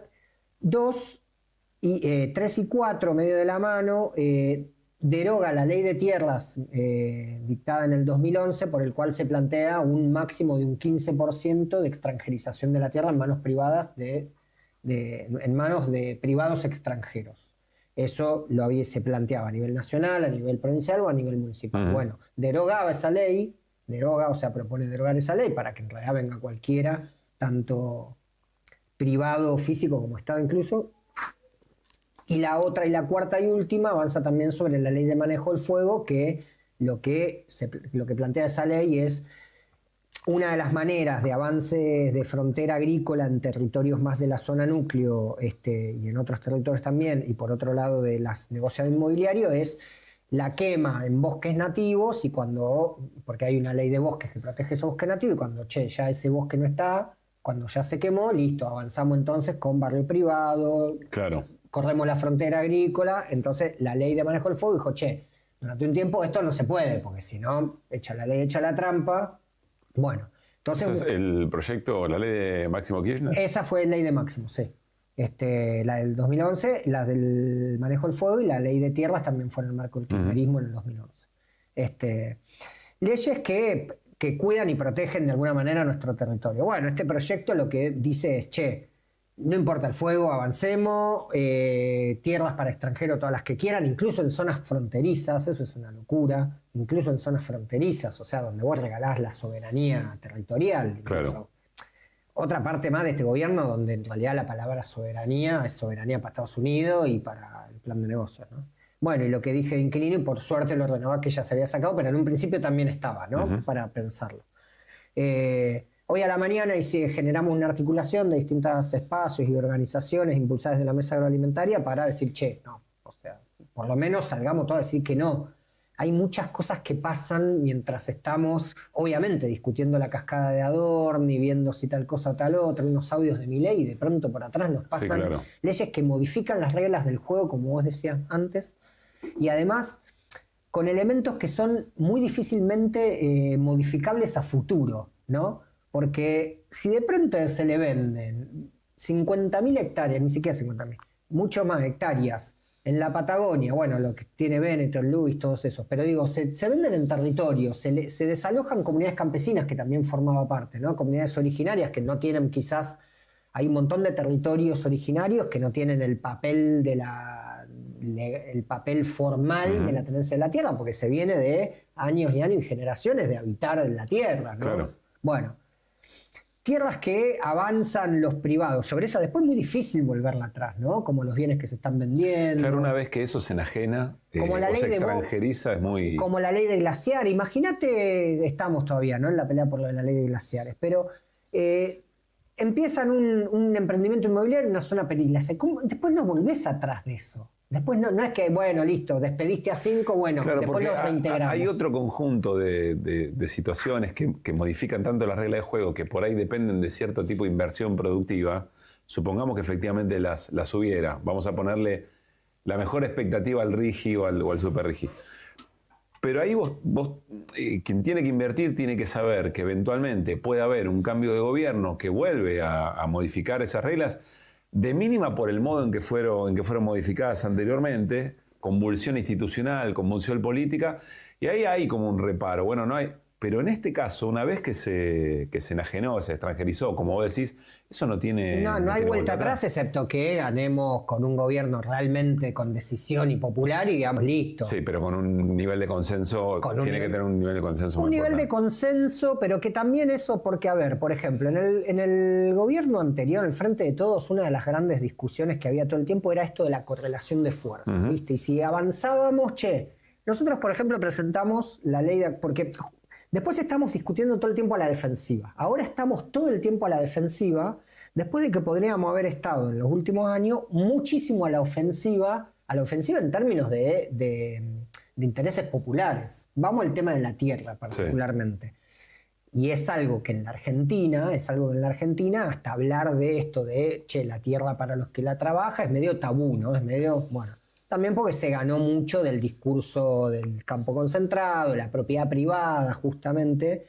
Pero en la Argentina hablar, reforma agraria, acceso a la tierra para los que la trabajan, es como, no, bueno, no, ¿cómo vas a hablar de eso? Y realmente hay que hablar de eso. Nosotros venimos planteando la ley de acceso a la tierra que, en esto del consenso, generamos durante muchos años, visibilizamos al sector que producía los alimentos que estaba invisibilizado, ¿no? Con los verdurazos, con eso dijimos, acá hay un sector que produce, que labura y que no es de la Paréntesis, ¿vos te acordás esa foto durante el gobierno de Mauricio Macri, Plaza de Mayo? Creo que fue en el marco de unos verdurazos. De la abuelita, en Constitución fue.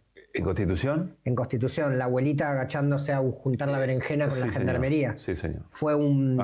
pensé que era en Plaza de Mayo. No, es que hicimos muchos. Muchos. No, pero esa foto fue emblemática. Esa foto fue emblemática. Voy a decirte algo, que si esa foto fuera hoy, quizás no generaría lo que generó en eso. Y eso es muy loco. Porque fíjate que a jubilados con gendarmería atrás todos los miércoles le pegan. El discurso de la Argentina granero del mundo y de la Argentina que le da de comer y produce alimento ¿para quiénes?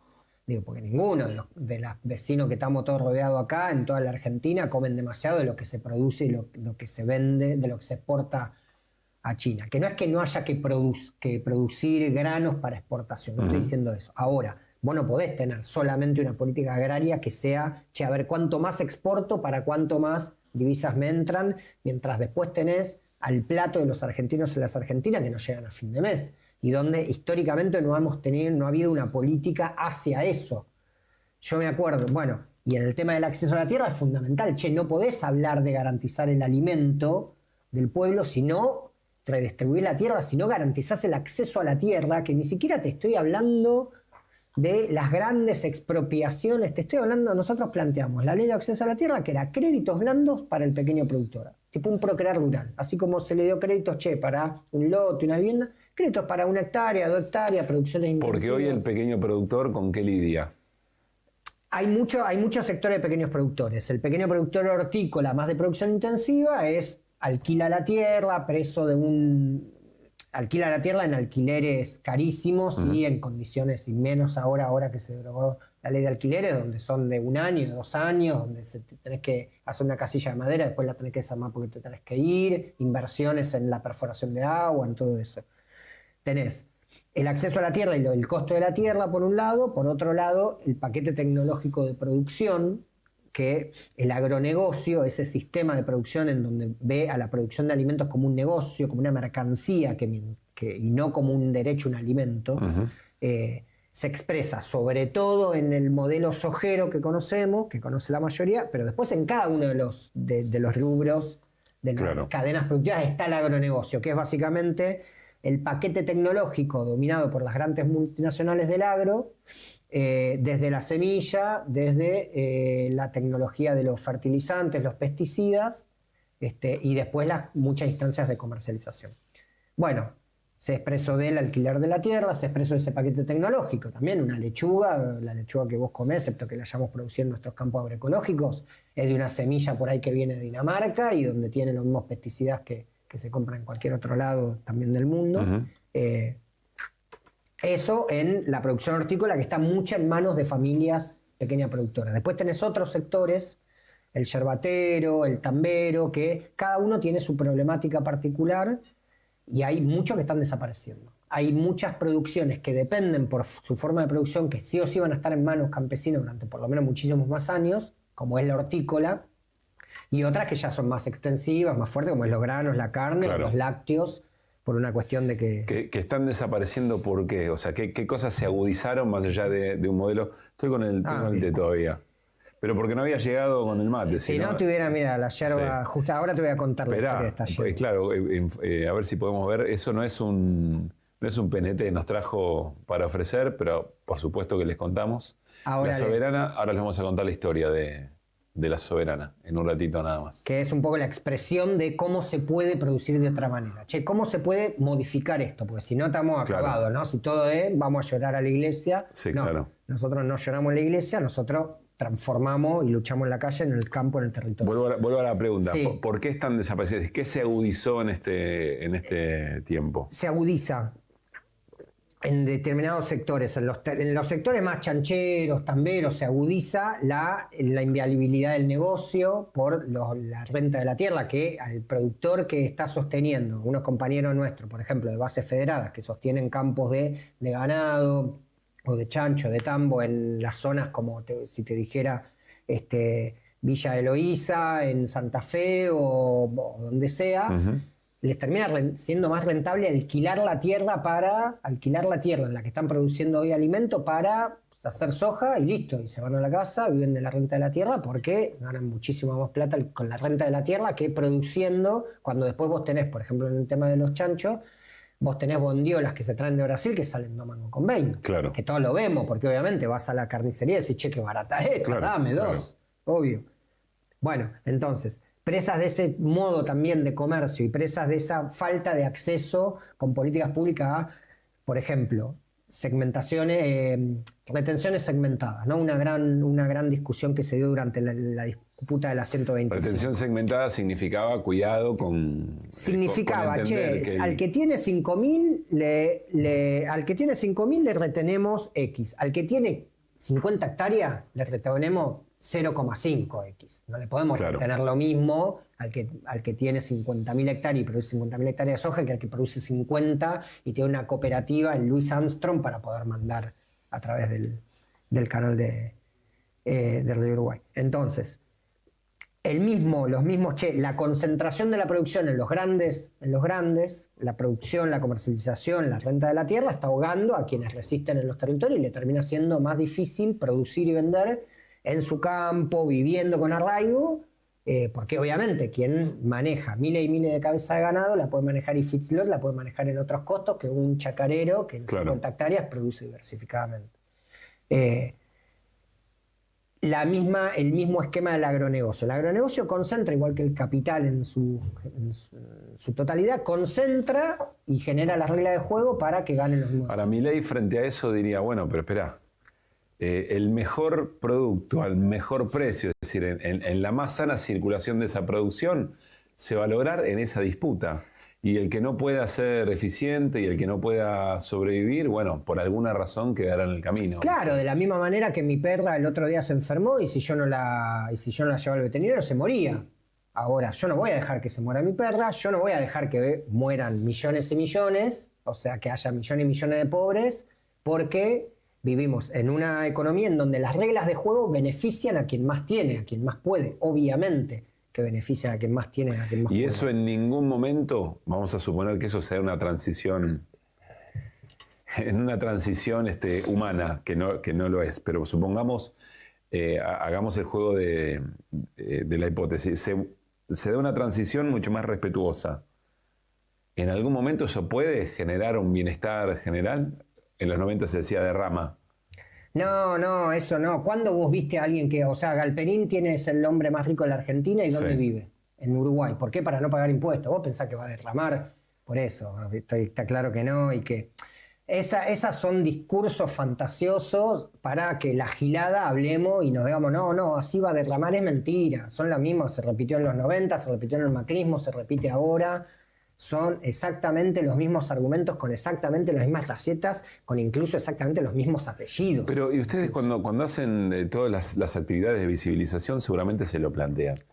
Coincido con vos. Es casi una obviedad explicar cómo no derrama, viendo las experiencias históricas. Y también hace un rato, en menos de 2 minutos, explicaste efectivamente el sentido de la producción, de la manera en que la están planteando, y sin embargo hay sectores de la sociedad que terminan acompañando ese discurso que a nosotros nos parece una obviedad que no funciona. Sí, porque yo creo que esa batalla cultural que justamente habla tanto este gobierno, y es una de las cosas que hacen bien, si algo que hizo bien este gobierno, que está haciendo bien, vinieron con decisión a hacer lo que había que hacer y lo están haciendo. Y por un lado la imagen está negativa de ciertas cosas, pero por otro lado, por el Congreso pasan las leyes. Bueno, hoy tuvimos una pseudo victoria, pero más por quilombo interno de ellos que por victoria del pueblo. Entonces, ¿qué quiero decir con esto? También hay una batalla cultural que tenemos que dar y que es más fácil proponer odiar a amar. Es más fácil proponer egoísmo, individualismo que solidaridad, que comunidad. En una sociedad ciertamente desmembrada, donde viene durante muchos años de falencias, de che, esto no me alcanza, esto no tengo, donde después el discurso de la casta, y sí, bueno, todos lo vimos en Saurdalde viajando viste, en el Caribe, y todos vemos que muchos de los que hablan de pobreza después son millonarios, y todos vemos eso. Entonces, hay un discurso de una sociedad, además obviamente de lo que estoy de la pandemia y todo eso, de una juventud enojada y molesta, donde viene un loco, grita, golpea la mesa y bueno, dale que va por ser algo distinto a lo anterior. Ahora, cuando eso empieza a decaer, viene la gente a Plaza de Mayo a buscar un paquete de acelga y agradece ese paquete de acelga, ¿sí? Viene la gente, la gente en los barrios va a los comedores, la gente... Siempre somos como la retaguardia que sostiene un sistema que los poderosos vienen a destruir. Y esa batalla cultural, perdón, pero quiero ir a eso. Bueno, es una de las principales disputas que también tenemos. ¿Cómo damos la disputa del bien? El bien, porque este chabón no está para diciendo yo soy malo. Él dice que el maligno es el otro. Sí, claro, construye un malo. Construye un malo, entonces, y eso es una disputa. ¿Cómo puede ser que los más buenos, que los que dedicamos nuestra vida al bien común, yo fui presidente del Mercado Central y durante mis 3 años de gestión del Mercado Central puse el 60% de mi sueldo en función de la organización de lo que debía, porque yo no iba a cobrar mucho más que mis compañeros y mis compañeras en el territorio que fue... ¿No pensaste en la cascada en tu casa? No. Tengo una canilla en casa.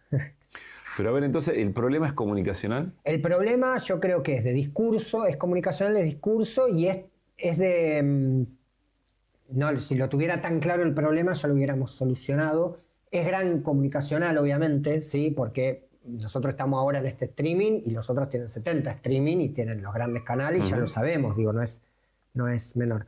Pero es cómo también, es comunicacional y cómo hablamos, cómo decimos y cuando... y yo te reitero, para mí yo creo que es más fácil apelar a la bronca y al odio que al entendimiento, a la empatía, ¿no? Obviamente, porque al otro le está diciendo, che, si tenés un pan y hay otro con hambre, no te lo comas vos solo, dividilo, amigo. Y si no solamente querés dividirlo, si no querés preguntarle, che, pero ¿por qué yo tengo un pan y el otro no tiene? ¿O por qué vos tenés 7 panes y este no tiene nada? Che, ¿cómo hacemos con eso? Que esa es la reflexión también de cómo se construyó un sistema en el que hay algunos que tienen muchísimo y otros que no tienen nada. Algo tan básico como eso, ¿no? Porque yo cuando era chiquito y me empecé a cuestionar el mundo, yo veía y decía, che, esto está mal, hay cosas que están bien y cosas que están mal, y si hay alguien en la calle pidiendo no tiene para comer, o sea, esto está mal, algo hay que hacer desde la cuestión más humana. Y eso, en la reflexión, uno va reflexionando y reflexionando, empezás con una cuestión de análisis político donde entendés, che, bueno, el sistema es mucho más complejo y todo lo que tenemos que hacer, ¿no? En función de eso. Y ahí cuando nosotros justamente nuestras formas de lucha son compartir el fruto del trabajo, son los verdurazos, ahí también nosotros proponemos comunidad, porque la Unión de Trabajadores de la Tierra no es solo una organización gremial, también proponemos política. ¿Cuánto hay de negligencia, inoperancia, no conocer? ¿Cuánto hay de también negocios compartidos con algunos de esos grandes actores? Incluso te lo pregunto en gobiernos peronistas. No, es que está claro. O intereses cruzados. A ver, de los otros gobiernos ni hablo porque son ellos y les importa muy poco. No, porque van a otro modelo, van a otro Claro, van a otro modelo, sí. O sea, no importa. Y lo que dice Milei, che, bueno, el que no, que se muere y listo, ¿no? Ya está. Entiendo más que hay necesidad de acuerdos de gobernabilidad, se entiende más que, che, después, y sobre todo después de lo que pasó con la 125 en el 2008, sí. De, che, tratemos de no pelearnos tanto con el campo, y además de los votantes, el centro de lo que es Córdoba también, con el volumen de votos que tiene. Entiendo que hay mucho de eso, que no se entiende, entonces asusta, che, no, estos plantean cosas locas, el acceso, no, eso es piantavotos, eso no hay correlación de fuerza. Hoy lo mencioné, no sé si te acordás, pero durante el gobierno del Frente de Todo, la palabra correlación de fuerza, la frase era todo el tiempo. Preguntale a Milei si no tiene correlación de fuerza, ¿viste? Sí, el posibilismo. Todo era, además era por las dudas no. Y nosotros le preguntamos, che, por las dudas sí.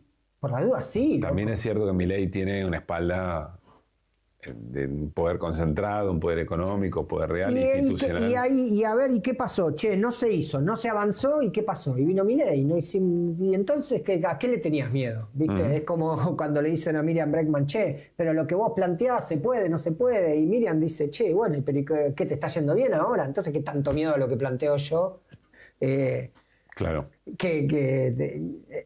Realmente creo que no hay un entendimiento de la dirigencia política. Después hubo un tabú muy grande y hay un romanticismo de la sociedad con esto de el campo rico, y esto lo iba a decir antes, con esto de, che, no hay un solo campo. Nosotros tuvimos que dar mucha disputa con eso. Y nosotros nos preguntamos, che, somos el otro campo. Empezamos diciendo, che, somos el otro campo. Me acuerdo que en el 2017 hicimos un verdurazo en la puerta de la sociedad rural. Che, somos el otro campo. Ahí hay uno, acá hay otro. Ahí hay vacas con cucarda, acá hay comida, te regalo. ¿Sí?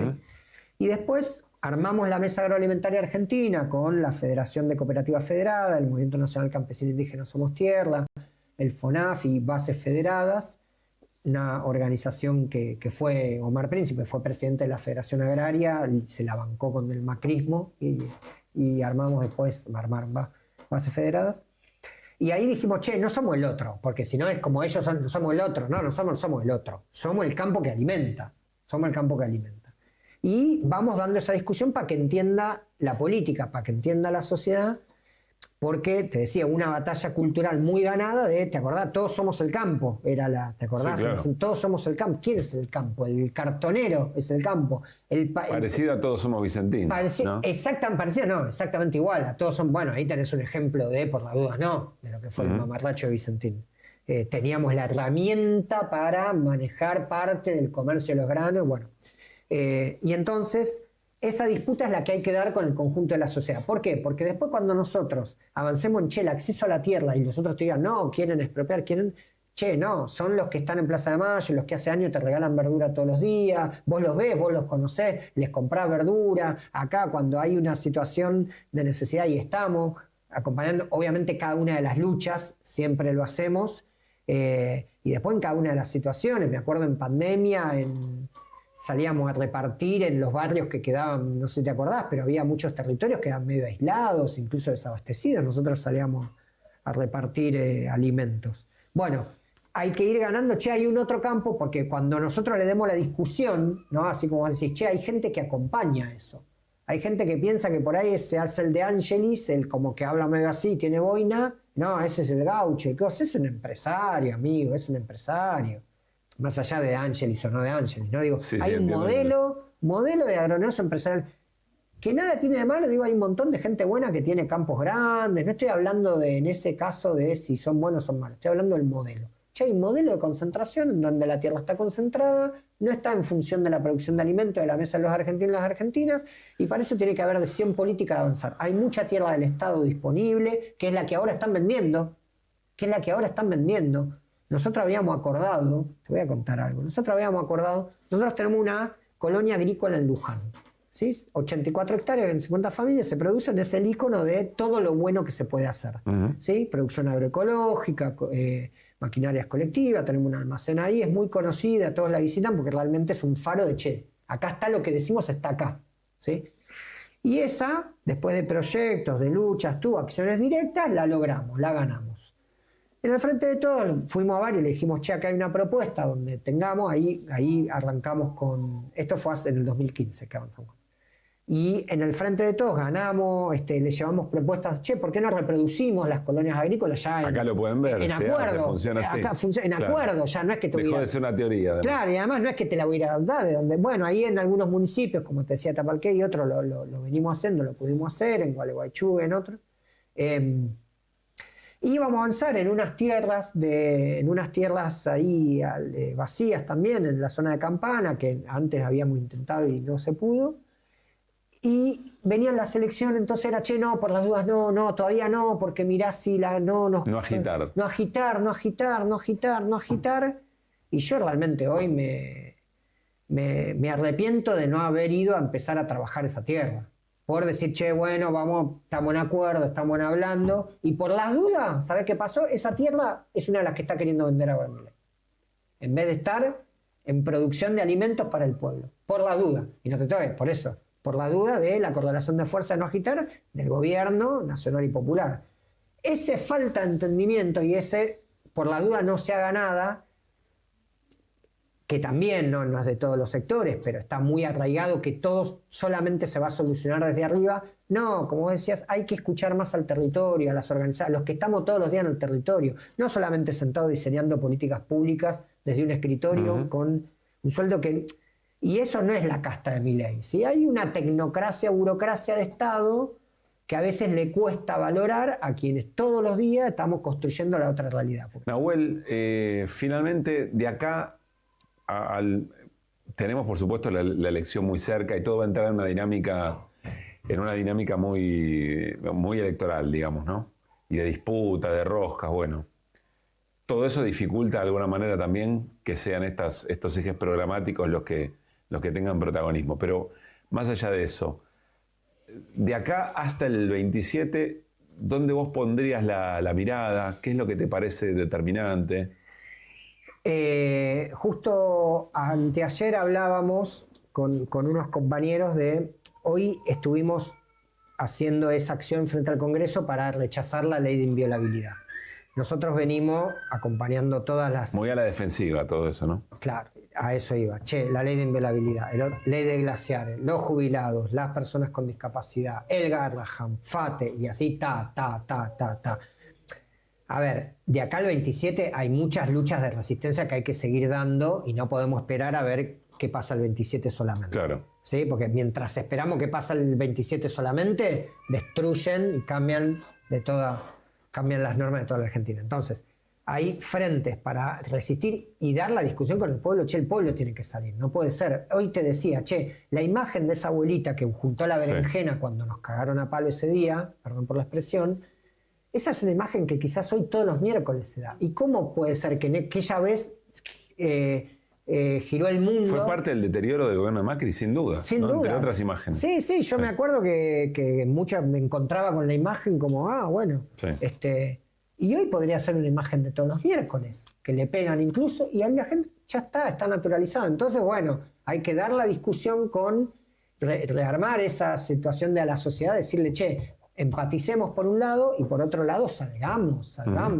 Está sucediendo, ¿no? Pero hay una sociedad cansada y que reitero que si del otro lado no hay perspectiva de transformación, de futuro, también es difícil. Entonces, de acá al 27, la resistencia, cuidarnos, cuidar los territorios, cuidar los espacios, porque así como vienen por todo, también hay mucho, donde el Estado no cuida, cuidamos nosotros.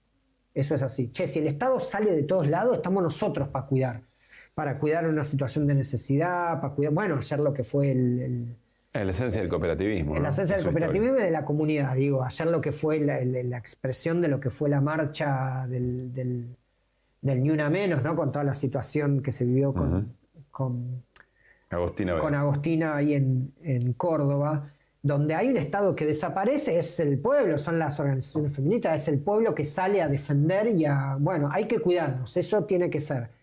Transformar esa bronca en resistencia, esa resistencia después en propuesta, y sí dar la discusión también, sí dar la discusión. No puede pasar lo mismo que en el 2019 y que llegamos para no hacer nada después, que se llegó para no hacer nada después, y mientras tanto por las dudas no hagamos nada. Entiendo que hay una dirigencia que entendió que no puede pasar lo mismo, ¿sí? Por más de que haya que armar desde Pichetto, Berni y Guillermo Moreno para ganarle a Milei. Bueno, ahora cuando lleguemos, amigo, hagamos cosas que transformen, porque si no...